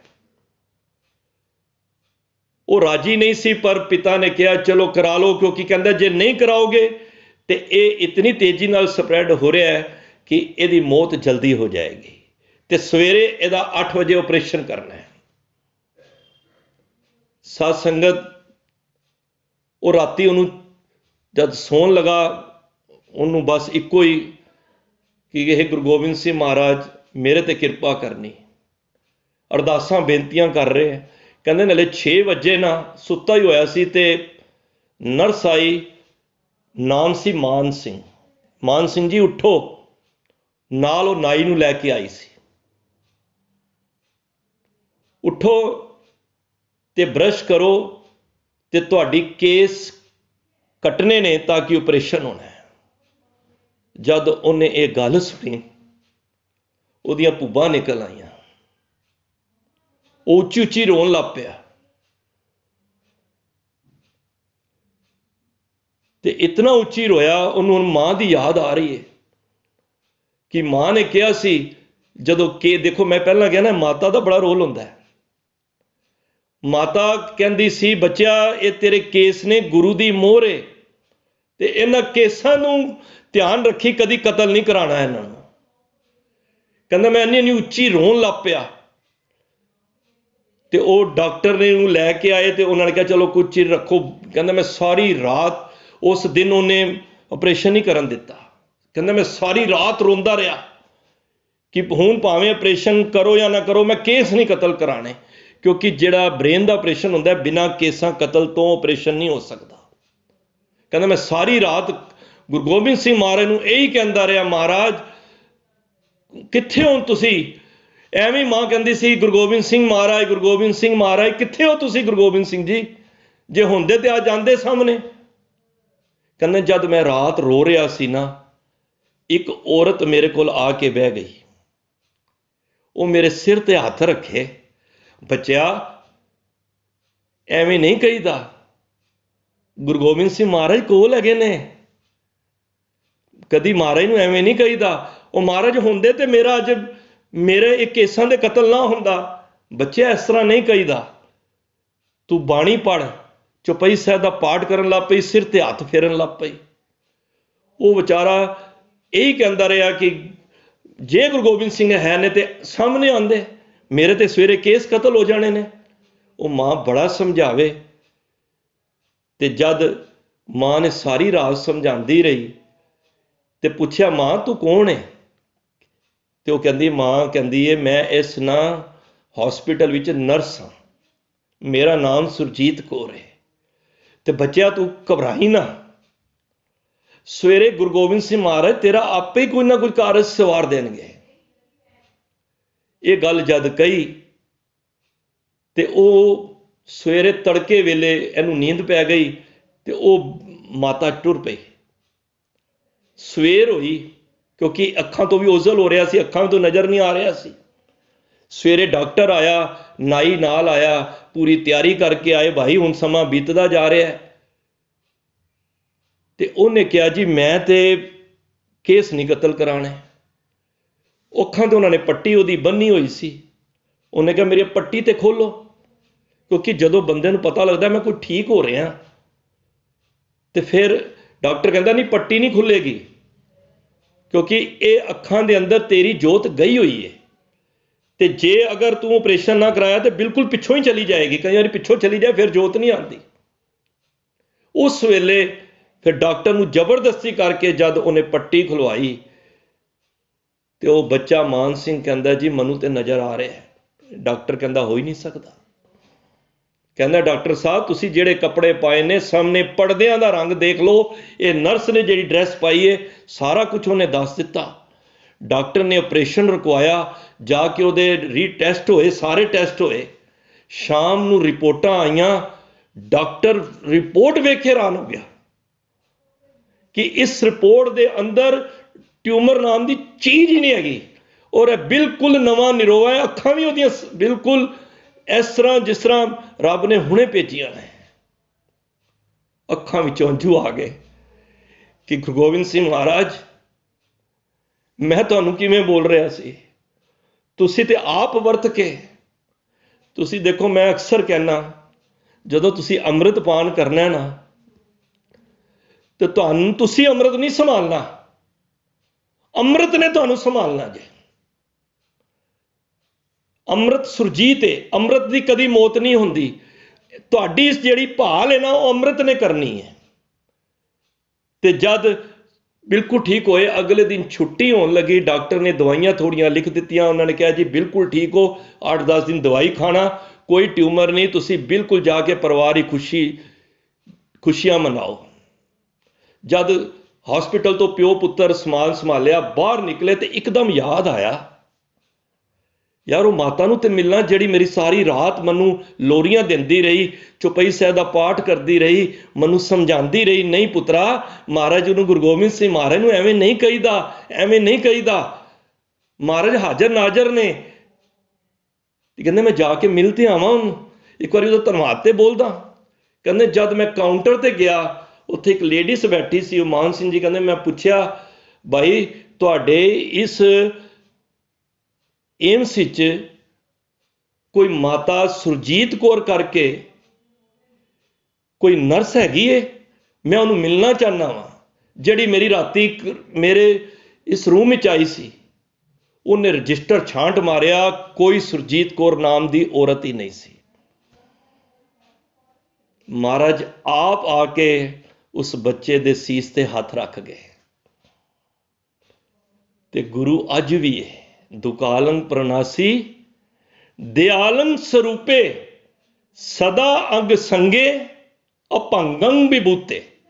ਉਹ ਅੱਜ ਵੀ ਇਹ ਗੁਰ ਮੇਰੇ ਸੰਗ ਸਦਾ ਹੈ ਨਾਲੇ, ਸਿਮਰ ਸਿਮਰਤੀ ਸਦਾ ਸਮਾਲ। ਸਾਡੀ ਭਾਵਨਾ ਵਿੱਚ ਕਮੀ ਹੋ ਸਕਦੀ ਏ, ਸਾਡੇ ਢਹਿਣ ਵਿੱਚ ਦੇਰੀ ਹੋ ਸਕਦੀ ਏ, ਗੁਰੂ ਦੇ ਬਖਸ਼ਣ ਵਿੱਚ ਦੇਰੀ ਨਹੀਂ ਹੋ ਸਕਦੀ। ਸੋ ਸਤਿਗੁਰ ਪਿਆਰਾ ਮੇਰੇ ਨਾਲ ਹੈ, ਜਿੱਥੇ ਕਿੱਥੇ ਮੈਨੂੰ ਲੈ ਛਡਾਈ। ਮੈਂ ਭਾਵੇਂ ਕਿਸੇ ਵੀ ਮੋੜ ਤੇ ਹੋਵਾਂ, ਪੂਰੇ ਵਰਲਡ ਵਿੱਚ ਜਿੱਥੇ ਵੀ ਹੋਵਾਂ, ਕਿੱਥੇ ਵੀ ਹੋਵਾਂ, ਮੈਨੂੰ ਬੰਦ ਖਲਾਸੀ ਕਰਾਉਣ ਦੀ ਉਹ ਸਮਰੱਥਾ ਰੱਖਦਾ ਹੈ। ਤਾਂ ਐਸੇ ਗੁਰੂ ਦਾ ਅਸੀਂ ਪ੍ਰਕਾਸ਼ ਦਿਹਾੜਾ ਮਨਾ ਰਹੇ ਹਾਂ, ਜਿਨ੍ਹਾਂ ਦੀਆਂ ਵਡਿਆਈਆਂ ਇਹ ਛੋਟੀ ਜੀ ਰਸਨਾ ਨਾਲ ਕੋਈ ਵੀ ਨਹੀਂ ਕਰ ਸਕਦਾ। ਜਿਨ੍ਹਾਂ ਦੀ ਹੈ ਕੋਈ ਐਸਾ ਕਾਮਲ ਗੁਰੂ, ਮੈਂ ਉਸ ਦਿਨ ਵੀ ਕਹਿ ਰਿਹਾ ਸੀ, ਗੁਰੂ ਤੇ ਬੜੇ ਵੇਖਣਗੇ, ਕਿਸੇ ਗੁਰੂ ਨੇ ਚੇਲੇ ਨੂੰ ਗੁਰੂ ਨਹੀਂ ਬਣਾਇਆ ਹੋਣਾ, ਜਾਂ ਚੇਲੇ ਕੋਲੋਂ ਗੁਰੂ ਬਣਾ ਕੇ ਉਹਦੇ ਕੋਲੋਂ ਦਾਤ ਮੰਗੀ ਹੋਵੇ। ਜਦੋਂ ਅੰਮ੍ਰਿਤਪਾਨ ਕਰਾਇਆ ਨਾ ਗੁਰੂ ਸਾਹਿਬ ਨੇ 1699 ਵਿਖੇ, ਤੇ ਮਹਾਰਾਜ ਨੇ ਫਿਰ ਪਤਾ ਕਿ 5 ਪਾਸੋਂ ਆਪ ਵੀ ਰਸ ਵਿੱਚ ਬੈਠ ਕੇ ਤੇ ਇੱਕ ਯਾਚਨਾ ਕੀਤੀ। ਜਿਸ ਤਰ੍ਹਾਂ ਇੱਕ ਦੇਖੋ, ਅੰਮ੍ਰਿਤ ਅਸੀਂ ਤਾਂ ਅੱਜ ਕਹਿੰਦੇ ਨਾ, ਭਾਈ ਤੂੰ ਅੰਮ੍ਰਿਤ ਛਕ, ਤੈਨੂੰ 10 ਵਾਰੀ ਕਹਿਣਾ ਪੈਂਦਾ ਹੈ। ਗੁਰੂ ਸਾਹਿਬ ਨੇ ਸਾਨੂੰ ਦੱਸਿਆ। ਹੁਣ ਗੁਰੂ ਸਾਹਿਬ ਤੋਂ ਅਸੀਂ ਵੱਡੇ ਤੇ ਨਹੀਂ ਆ ਨਾ। ਗੁਰੂ ਸਾਹਿਬ ਆਪ ਝੁਕ ਕੇ, ਇੱਕ ਜਿਸ ਤਰ੍ਹਾਂ ਬੰਦਾ ਭੀਖ ਮੰਗਦਾ ਨਾ, ਜੋ ਇਤਿਹਾਸ ਦੇ ਬਚਨ ਨੇ, ਮਹਾਰਾਜ ਕਹਿੰਦੇ ਨੇ 5 ਨੂੰ, ਕਹਿੰਦੇ ਨੇ ਜਿਹੜੀ ਦਾਤ ਤੁਹਾਨੂੰ ਮਿਲੀ ਹੈ ਨਾ, ਇਹ ਮੇਰੀ ਵੀ ਝੋਲੀ ਵਿੱਚ ਪਾ ਦਿਓ।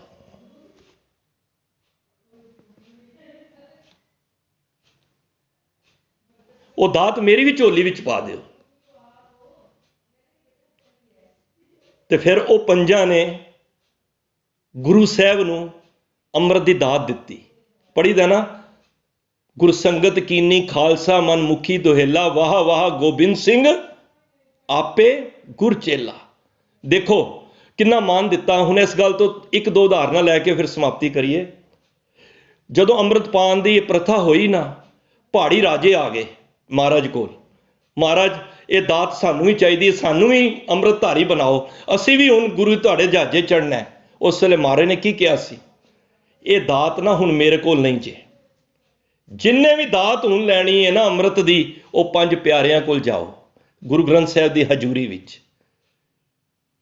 ਔਰ ਇਹਦਾ ਜਿੰਨਾ ਸਤਿਕਾਰ ਗੁਰੂ ਗੋਬਿੰਦ ਸਿੰਘ ਮਹਾਰਾਜ ਨੇ 5 ਦਾ ਕੀਤਾ ਹੈ ਨਾ, ਜਿੰਨਾ ਆਪਣੇ ਜਿਸ ਤਰ੍ਹਾਂ ਕਹਿ ਲਓ ਕਿ ਜਿੰਨਾ ਚੇਲੇ ਨੂੰ ਸਤਿਕਾਰ ਗੁਰੂ ਨੇ ਦਿੱਤਾ ਹੈ ਨਾ, ਉਹ ਤੁਹਾਨੂੰ ਚਮਕੌਰ ਦੀ ਗੜੀ ਵਿੱਚੋਂ ਮਿਲੇਗਾ। ਜਦ ਗੁਰੂ ਸਾਹਿਬ ਅੜ ਗਏ ਕਿ ਮੈਂ ਤੁਹਾਨੂੰ ਸਿੱਖਾਂ ਨੂੰ ਛੱਡ ਕੇ ਗੜੀ ਨਹੀਂ ਇੱਥੋਂ ਜਾਣਾ, ਤੇ ਉਸ ਵੇਲੇ ਮਹਾਰਾਜ ਪੰਜਾਂ ਨੇ ਖੜੇ ਹੋ ਕੇ ਮਹਾਰਾਜ ਨੂੰ ਕਿਹਾ ਸੀ, ਹੁਕਮ ਕੀਤਾ ਸੀ, ਜਾਓ, ਇਹ ਅਸੀਂ ਸਾਡਾ ਪੰਜਾਂ ਦਾ ਹੁਕਮ ਹੈ, ਜਾਓ ਗੁਰੂ ਗੋਬਿੰਦ ਸਿੰਘ ਜੀ ਮਹਾਰਾਜ, ਤੁਸੀਂ ਚਲੇ ਗਏ, ਤੁਸੀਂ ਖਾਲਸਾ ਪੰਥ ਤਿਆਰ ਕਰ ਸਕਦੇ ਹੋ, ਅਸੀਂ ਸਾਰੇ ਮਿਲ ਕੇ ਇੱਕ ਗੁਰੂ ਗੋਬਿੰਦ ਸਿੰਘ ਨਹੀਂ ਤਿਆਰ ਕਰ ਸਕਦੇ। ਤੇ ਉਸ ਵੇਲੇ ਜੋ ਪੰਜਾਂ ਦਾ ਸਨਮਾਨ ਗੁਰੂ ਗੋਬਿੰਦ ਸਿੰਘ ਮਹਾਰਾਜ ਨੇ ਕੀਤਾ, ਉਹ ਕਿਸੇ ਨੇ ਅੱਜ ਤੱਕ ਨਹੀਂ ਕੀਤਾ ਜੀ। ਜਿੱਥੇ ਤਨਖਾਹ ਵੀ ਲੱਗੀ, ਮਹਾਰਾਜ ਨੇ ਤਨਖਾਹ ਵੀ ਲਗਾਈ। ਜਦੋਂ ਮਹਾਰਾਜ ਇੱਥੋਂ ਦੀ ਚੱਲੇ ਨਾ ਨੰਦੇੜ ਵਾਸਤੇ, ਪਿੱਛੇ ਉਹ ਗੁਲ ਖਾਂ ਲੱਗਿਆ ਸੀ, ਪੈਂਦੇ ਖਾਂ ਦਾ ਪੋਤਰਾ, ਆਪਣਾ ਬਦਲਾ ਲੈਣ ਵਾਸਤੇ ਪਿੱਛੇ ਪਿੱਛੇ ਚੱਲ ਰਿਹਾ, ਜਿਹਨੇ ਛੁਰਾ ਮਾਰਿਆ ਸੀ ਮਹਾਰਾਜ ਨੂੰ ਉੱਥੇ ਨੰਦੇੜ ਦੀ ਧਰਤੀ ਤੇ ਅੱਗੇ ਜਾ ਕੇ, ਜਦੋਂ ਮਹਾਰਾਜ ਦਾ ਜੋਤੀ ਜੋ ਸਮਾਨ ਤੋਂ ਪਹਿਲਾਂ 3 ਦਿਨ ਪਹਿਲਾਂ ਛੁਰਾ ਮਾਰਿਆ ਸੀ ਪੇਟ ਦੇ ਵਿੱਚ ਧੋਖੇ ਦੇ ਨਾਲ, ਤੇ ਉਸ ਵੇਲੇ ਪਿੱਛੇ ਆ ਰਿਹਾ ਸੀ। ਤੇ ਮਹਾਰਾਜ ਜਦੋਂ ਸ਼ਿਵਾਜੀ ਹੋਏ ਨੇ ਮਰਹੱਟੇ ਜਿਹੜੇ, ਉਹਨਾਂ ਦਾ ਪੁੱਤਰ ਸਾਂਬਾ, ਉਹਦੀ ਪੁਕਾਰ ਤੇ ਮਹਾਰਾਜ ਦੱਖਣ ਵੱਲ ਜਾ ਰਹੇ ਸਨ, ਕਿਉਂਕਿ ਉਹਨਾਂ ਨੇ ਬੁਲਾਇਆ ਸੀ ਮਹਾਰਾਜ ਨੂੰ।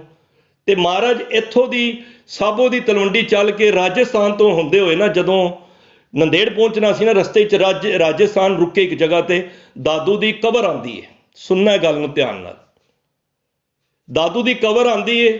ਮਹਾਰਾਜ ਉਸ ਸਥਾਨ ਤੇ ਬਹਿ ਗਏ, ਸਾਰੇ ਸਿੱਖ ਵੀ ਸਾਰੇ ਬਹਿ ਗਏ, ਭਾਈ ਦਇਆ ਸਿੰਘ ਜੀ, ਭਾਈ ਧਰਮ ਸਿੰਘ ਜੀ, ਹੋਰ ਵੀ ਬੜੇ ਸਿੱਖ ਸਨ ਨਾਲ, ਅੱਗੇ ਜਾ ਰਹੇ ਸਨ। ਮਹਾਰਾਜ ਨੇ ਉੱਥੇ ਬੈਠ ਕੇ ਖੁਦ ਸੁਖਮਣੀ ਸਾਹਿਬ ਦਾ ਪਾਠ ਕੀਤਾ ਤੇ ਅਰਦਾਸ ਕੀਤੀ, ਤੇ ਅਰਦਾਸ ਕਰਕੇ ਨਾ ਹੱਥ 'ਚ ਤੀਰ ਲੈ ਕੇ ਤੇ ਸੀਸ ਝੁਕਾਇਆ, ਤੇ ਕੋਲ ਬੈਠੇ ਸਿੱਖਾਂ ਨੇ ਕਿਹਾ, ਮਹਾਰਾਜ ਤੁਸੀਂ ਕਬਰ ਨੂੰ ਮੱਥਾ ਟੇਕਿਆ? ਮਹਾਰਾਜ ਦੀ ਰਮਜ਼ ਸੀ ਹੈ, ਇਸ ਗੱਲ ਨੂੰ ਨੋਟ ਕਰਨਾ।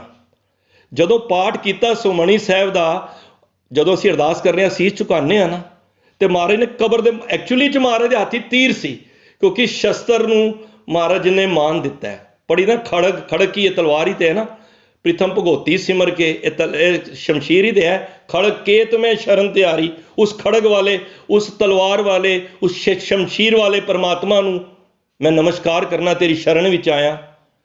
ਤੇ ਮਹਾਰਾਜ ਨੇ ਉਸ ਨੂੰ ਤੀਰ ਨੂੰ ਨਮਸਕਾਰ ਕੀਤੀ। ਪਰ ਸਿੱਖਾਂ ਨੇ ਕਿਹਾ ਤੁਸੀਂ, ਤੇ ਮਹਾਰਾਜ ਨੇ ਕਿਹਾ ਫਿਰ ਜੇ ਤੁਸੀਂ ਕਹਿ ਰਹੇ ਹੋ ਕਬਰਾਂ ਨੂੰ ਮੱਥਾ ਟੇਕਿਆ, ਦੱਸੋ ਕੀ ਕਹਿੰਦੇ ਹੋ? ਕਹਿੰਦੇ ਤੁਹਾਨੂੰ ਤਨਖਾਹ ਲੱਗੇਗੀ। ਮਹਾਰਾਜ ਨੇ ਬੜੇ ਖੁਸ਼ ਹੋਏ, ਕਹਿੰਦੇ ਮੈਨੂੰ ਅੱਜ ਇਤਨੀ ਖੁਸ਼ੀ ਹੋਈ ਏ ਕਿ ਮੇਰੇ ਸਿੱਖ ਸੁਚੇਤ ਹੋ ਗਏ ਨੇ ਕਿ ਕਿਸੇ ਕਬਰ ਤੇ, ਕਿਸੇ ਮਸਾਣ ਤੇ, ਕਿਸੇ ਪਿੱਪਲ ਨੂੰ, ਕਿਸੇ ਦੇਵਤੇ ਨੂੰ, ਕਿਸੇ ਮੂਰਤੀ ਨੂੰ ਮੱਥਾ ਨਹੀਂ ਟੇਕਣਗੇ। ਜਾਗਤ ਜੋਤ ਜਪੈ ਨਿਸਬਾਸਰ, ਏਕ ਬਿਨਾ ਮਨ ਨੈਕ ਨਾ ਆਨੇ, ਪੂਰਨ ਪ੍ਰੇਮ ਪ੍ਰਤੀਤ ਸਜੈ, ਬ੍ਰਤ ਘੋੜ ਮੜੀ ਮਠ ਭੂਲ ਨਾ ਮਾਨੇ। ਮੇਰਾ ਸਿੱਖ ਭੁੱਲ ਕੇ ਵੀ ਕਿਸੇ ਦੇਵੀ ਦੇਵਤੇ ਦੇ, ਕਿਸੇ ਮੂਰਤੀ ਦੇ, ਕਿਸੇ ਦਾ ਪੁਜਾਰੀ ਨਹੀਂ ਹੋਏਗਾ, ਉਹ ਅਕਾਲ ਦਾ ਪੁਜਾਰੀ ਹੋਏਗਾ। ਮੈਨੂੰ ਇਸ ਗੱਲ ਤੋਂ ਖੁਸ਼ੀ ਏ, ਮੈਂ ਤਾਂ ਸਿਰਫ ਦੇਖਣਾ ਚਾਹੁੰਦਾ ਸੀ ਕਿ ਮੇਰੇ ਸਿੱਖ ਮੇਰੇ ਨਾਲ ਯੈਸ ਤੇ ਨਹੀਂ ਕਰ ਰਹੇ, ਪਰ ਅੱਜ ਮੈਨੂੰ ਬੜੀ ਖੁਸ਼ੀ ਹੋਈ ਏ। ਜਾਓ ਸਿੱਖੋ, ਮੈਨੂੰ ਕਿਹੜੀ ਤੁਸੀਂ ਤਨਖਾਹ ਲਾਉਂਦੇ ਹੋ? ਤੁਸੀਂ ਜਿਹੜਾ ਧਰਮ ਤੋਂ ਗਲਤ ਕੰਮ ਕਰੇ, ਪੰਜਾਂ ਦੇ ਅੱਗੇ ਪੇਸ਼ ਹੋਈਦਾ ਨਾ, ਮਹਾਰਾਜ ਪੇਸ਼ ਹੋ ਗਏ ਉਸ ਰਾਜਸਥਾਨ ਦੀ ਧਰਤੀ ਤੇ, ਗੁਰਦੁਆਰਾ ਵੀ ਉੱਥੇ। ਤੇ ਮਹਾਰਾਜ ਕਹਿੰਦੇ ਦੱਸੋ ਮੇਰੇ ਤੇ ਕੀ?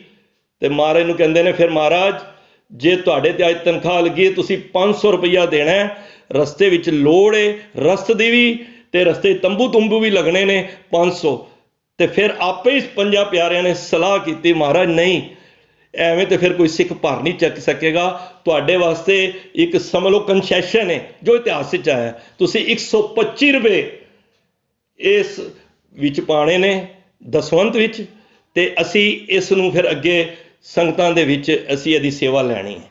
ਮਹਾਰਾਜ ਉਸ ਵੇਲੇ ਇੰਨੇ ਖੁਸ਼ ਹੋਏ। ਫਿਰ ਮਹਾਰਾਜ ਨੇ ਦੱਸਿਆ, ਮੈਂ ਕਬਰ ਨੂੰ ਮੱਥਾ ਨਹੀਂ ਟੇਕਿਆ ਸੀ, ਮੈਂ ਤੇ ਸਿਰਫ ਤੀਰ ਨੂੰ ਦੇ ਕੇ ਨਮਸਕਾਰ ਕੀ। ਜਦੋਂ ਕਿੱਥੇ ਕੁਛ ਵੀ ਨਾ ਹੋਵੇ ਨਾ, ਆਪਣੇ ਸ਼ਸਤਰਾਂ ਨੂੰ ਵੀ, ਹੁਣ ਸਾਨੂੰ ਅਸੀਂ ਜਿੱਥੇ ਮਹਾਂਪੁਰਖਾਂ ਕੋਲ ਸੰਥਿਆ ਲੈਂਦੇ ਸਨ ਨਾ, ਉਹ ਕਹਿੰਦੇ ਕੁਛ ਵੀ ਨਾ ਹੋਵੇ ਨਾ, ਆਪਣੀ ਸ੍ਰੀ ਸਾਹਿਬ ਕੱਢ ਕੇ ਹੀ ਨਾ ਤੁਸੀਂ ਜਿੱਥੇ ਪ੍ਰਸ਼ਾਦਾ ਕਿਤੇ ਦੂਜੀ ਜਗ੍ਹਾ ਜਾ ਰਹੇ ਆ, ਨਹੀਂ ਪਤਾ ਹੈ ਪ੍ਰਸ਼ਾਦਾ ਕਿਹਦਾ ਬਣਿਆ, ਤੁਸੀਂ ਉਹ ਸ੍ਰੀ ਸਾਹਿਬ ਨਾਲ ਪ੍ਰਸ਼ਾਦਾ ਵੀ ਲਗਾ ਸਕਦੇ ਹੋ। ਤੋ ਇਤਨਾ ਮਾਣ ਗੁਰੂ ਸਾਹਿਬ ਨੇ, ਗੁਰੂ ਸਾਹਿਬ ਬੜੇ ਖੁਸ਼ ਹੋਏ, ਕਹਿਣ ਲੱਗੇ ਮੇਰੇ ਸਿੱਖ ਸੁਚੇਤ ਨੇ। ਤੇ ਜੇ ਅੱਜ ਅਸੀਂ ਮੜੀਆਂ ਮਸਾਨਾ ਵਾਲ ਜਾਂ ਹੋਰ ਕਬਰਾਂ ਇੱਧਰ ਪੂਜਾਂਗੇ ਤੇ ਗੁਰੂ ਨੂੰ ਸਭ ਤੋਂ ਜ਼ਿਆਦਾ ਦੁੱਖ ਹੋਏਗਾ। ਸਿੱਖ ਪੁਜਾਰੀ ਬਣਾਇਆ ਅਕਾਲ ਦਾ। ਪੂਜਾ ਅਕਾਲ ਕੀ, ਪਰਚਾ ਸ਼ਬਦ ਦਾ, ਦੀਦਾਰ ਖਾਲਸੇ ਦੇ। ਪੂਜਾ ਕਿਹਦੀ ਕਰਨੀ? ਅਕਾਲ, ਕਾਲ ਤੋਂ ਰਹਿਤ, ਜਿਹਦੀ ਮੌਤ ਹੀ ਨਹੀਂ ਹੋਣੀ। ਨਾ ਉਹ ਮਰੇ ਨਾ ਠਾਗੇ ਜਾਏ, ਨਾ ਉਹ ਮਰੇ ਨਾ ਹੋਵੇ ਸੋਗ। ਉਹ ਪਰਮਾਤਮਾ ਮਰਦਾ ਹੀ ਨਹੀਂ, ਜਿਹਨੇ ਮਰਨਾ ਹੀ ਨਹੀਂ ਤੇ ਸੋਗ ਕਾਹਦਾ ਹੋਣਾ? ਉਸ ਅਕਾਲ ਦੀ ਪੂਜਾ ਕਰ। ਪਰਚਾ ਸ਼ਬਦ ਦਾ, ਪਰਚਾ ਮੀਨਸ ਗਿਆਨ ਦਾ। ਤੂੰ ਕੀ ਲੈਣਾ? ਗਿਆਨ ਦਾ।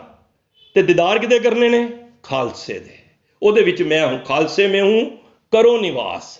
ਤਾਂ ਗੁਰੂ ਸਾਹਿਬ ਨੇ ਆਪਣੇ ਇਸ 42 ਸਾਲ ਦੀ ਆਰਬਲਾ ਦੇ ਵਿੱਚ ਸੰਸਾਰ ਨੂੰ, ਪੰਥ ਨੂੰ ਔਰ ਖਲਕਤ ਨੂੰ ਉਹ ਕੁਛ ਦੇ ਕੇ ਗਏ ਨੇ ਜਿਨ੍ਹਾਂ ਦੀਆਂ ਦੇਣੀਆਂ ਅਸੀਂ ਦੇ ਨਹੀਂ ਸਕਦੇ।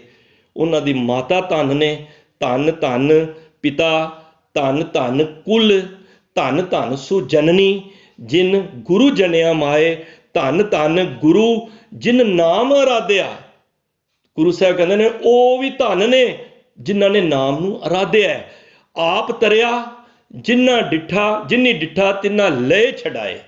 ਉਹ ਆਪ ਵੀ ਤਰ ਜਾਂਦਾ ਹੈ, ਪਰ ਜਿਹੜੇ ਇਹਦੇ ਨਾਲ ਲੱਗਦੇ ਨੇ ਉਹਨਾਂ ਨੂੰ ਵੀ ਛਡਾ ਕੇ ਲੈ ਜਾਂਦਾ ਹੈ, ਉਸ ਪਰਮਾਤਮਾ ਦੇ ਘਰ ਤੱਕ ਲੈ ਜਾਂਦਾ ਹੈ। ਇਹ ਵਿਕਾਰਾਂ ਤੋਂ ਛੁਡਾ ਲੈਂਦਾ ਹੈ। ਮਾਰੇ ਫਿਰ ਅਰਦਾਸ ਬੇਨਤੀ ਕਰਦੇ ਨੇ, ਹਰ ਸਤਿਗੁਰ ਮੇਲੋ ਦਇਆ ਕਰ, ਮੇਰੇ ਤੇ ਦਇਆ ਕਰੋ, ਜਨ ਨਾਨਕ ਧੋਵੇਂ ਪਾਏ। ਮੈਂ ਤੇਰੇ ਚਰਨਾਂ ਨੂੰ ਧੋ ਲਵਾਂ, ਧੋ ਕੇ ਭਾਵ ਕਿ ਮੈਂ ਤੇਰੇ ਨਾਮ ਬਾਣੀ ਦੇ ਨਾਲ ਜੁੜ ਕੇ ਮੈਂ ਆਪਣੇ ਜੀਵਨ ਨੂੰ ਸੁਖੈਲਾ ਬਣਾ ਸਕਾਂ। ਤਾਂ ਗੁਰੂ ਗੋਬਿੰਦ ਸਿੰਘ ਮਹਾਰਾਜ ਦੇ ਜੀਵਨ ਕਾਲ ਵਿੱਚ ਬਹੁਤ ਘਟਨਾਵਾਂ ਨੇ। ਜੇ ਸਮਾਂ ਤੇ ਭਾਵੇਂ ਤੁਸੀਂ ਸਾਰੀ ਰਾਤ ਹੀ ਗੁਰੂ ਦੀਆਂ ਜੁਗਾਂ ਤੱਕ ਵੀ ਕਰਦੇ ਰਹੋ। ਉਹ ਮਹਾਰਾਜ ਕਹਿੰਦੇ ਸੱਤ ਸਮੁੰਦੇ ਮਸ ਕਰੋ, ਕਲਮ ਕਰੋ ਬਨਰਾਏ, ਬਸਦਾ ਕਾਗਜ਼ ਜੋ ਕਰੇ ਹਰ ਜਸ ਲਿਖਣ ਨਾ ਜਾਏ। ਗੁਰੂ ਦੀਆਂ ਲਿਖਤਾਂ ਨੂੰ ਕੋਈ ਕਾਗਜ਼ ਨਹੀਂ ਐਸੇ ਬਣੇ, ਕੋਈ ਕਲਮ ਐਸੀ ਨਹੀਂ ਬਣੀ, ਕੋਈ ਸ਼ਾਹੀ ਐਸੀ ਨਹੀਂ ਬਣੀ ਜਿਹੜੇ ਗੁਰੂ ਦੇ ਇਸ ਵਡਿਆਈਆਂ ਨੂੰ ਕੋਈ ਆਪਣੀ ਇੱਕ ਛੋਟੀ ਜਿਹੀ ਰਸਨਾ ਨਾਲ ਗੁਰੂ ਦੀਆਂ ਵਡਿਆਈਆਂ ਕਰ ਸਕੇ। ਤਾਂ ਗੁਰੂ ਮਹਾਰਾਜ ਕਿਰਪਾ ਕਰਨ, ਜਿਤਨੀਆਂ ਵੀ ਵਡਾਈਆਂ ਉਹ ਕਰਵਾਉਣ, ਅਸੀਂ ਮਨ ਕਰਕੇ ਸੁਣੀਏ। ਤੁਸੀਂ ਇਕਾਗਰਤਾ ਦੇ ਨਾਲ ਸੁਣਿਆ, ਮੈਨੂੰ ਬੜੀ ਖੁਸ਼ੀ ਹੋਈ ਹੈ। ਔਰ ਮੈਂ ਸਾਰਿਆਂ ਨੂੰ, ਤੁਸੀਂ ਵਧਾਈ ਦੇ ਪਾਤਰ ਹੋ। ਔਰ ਸਾਰੇ ਹੀ ਗੁਰੂ ਸਾਹਿਬ ਦੇ ਇਸ ਆਗਮਨ ਪੁਰਬ ਦੇ ਵਿੱਚ ਕੱਲ੍ਹ ਦੇ ਦਿਨ ਸ਼ੋਹਰਤ ਕਰਕੇ ਵੱਧ ਤੋਂ ਵੱਧ ਬਾਣੀ ਪੜ੍ਹੋ। ਅੰਮ੍ਰਿਤ ਵੇਲੇ ਤੋਂ ਹੀ ਦੀਵਾਨ ਸ਼ੁਰੂ ਹੋਣੇ ਜੇ, ਦੁਪਹਿਰੀ ਵੀ ਹੋਣੇ ਨੇ, ਕੱਲ੍ਹ ਸ਼ਾਮੀ ਵੀ ਹੋਣੇ ਨੇ।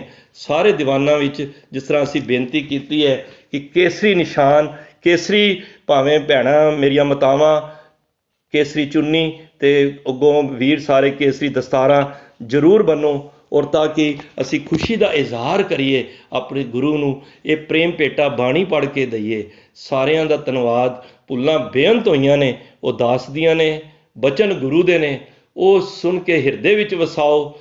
ਤੇ ਜੇ ਕੋਈ ਮਾੜਾ ਔਰ ਕੋਈ ਹਲਕਾ ਕੋਈ ਅੱਖਰ ਬੋਲਿਆ ਗਿਆ ਹੈ, ਉਹ ਦਾਸ ਦੀ ਝੋਲੀ ਵਿੱਚ ਪਾ ਦਿਓ ਤੇ ਦਾਸ ਨੂੰ ਖਿਮਾ ਕਰ ਦੇਣਾ। ਆਪ ਸੰਗਤ ਬਖਸ਼ਣਹਾਰ ਹੋ, ਆਪ ਪਾਰਜਾਤ ਹੋ, ਕਾਮਧੇਨੂ ਹੋ, ਤੁਸੀਂ ਤੁਹਾਡੀ ਸਮਰੱਥਾ ਦੇ ਮਾਲਕ ਹੋ। ਤੁਸੀਂ ਸਾਡੀਆਂ ਭੁੱਲਾਂ ਨਾ ਚਿਤਾਰਨੀਆਂ। ਅਸੀਸ ਬਖਸ਼ੋ। ਵਾਹਿਗੁਰੂ ਜੀ ਕਾ ਖਾਲਸਾ, ਵਾਹਿਗੁਰੂ ਜੀ ਕੀ ਫਤਿਹ।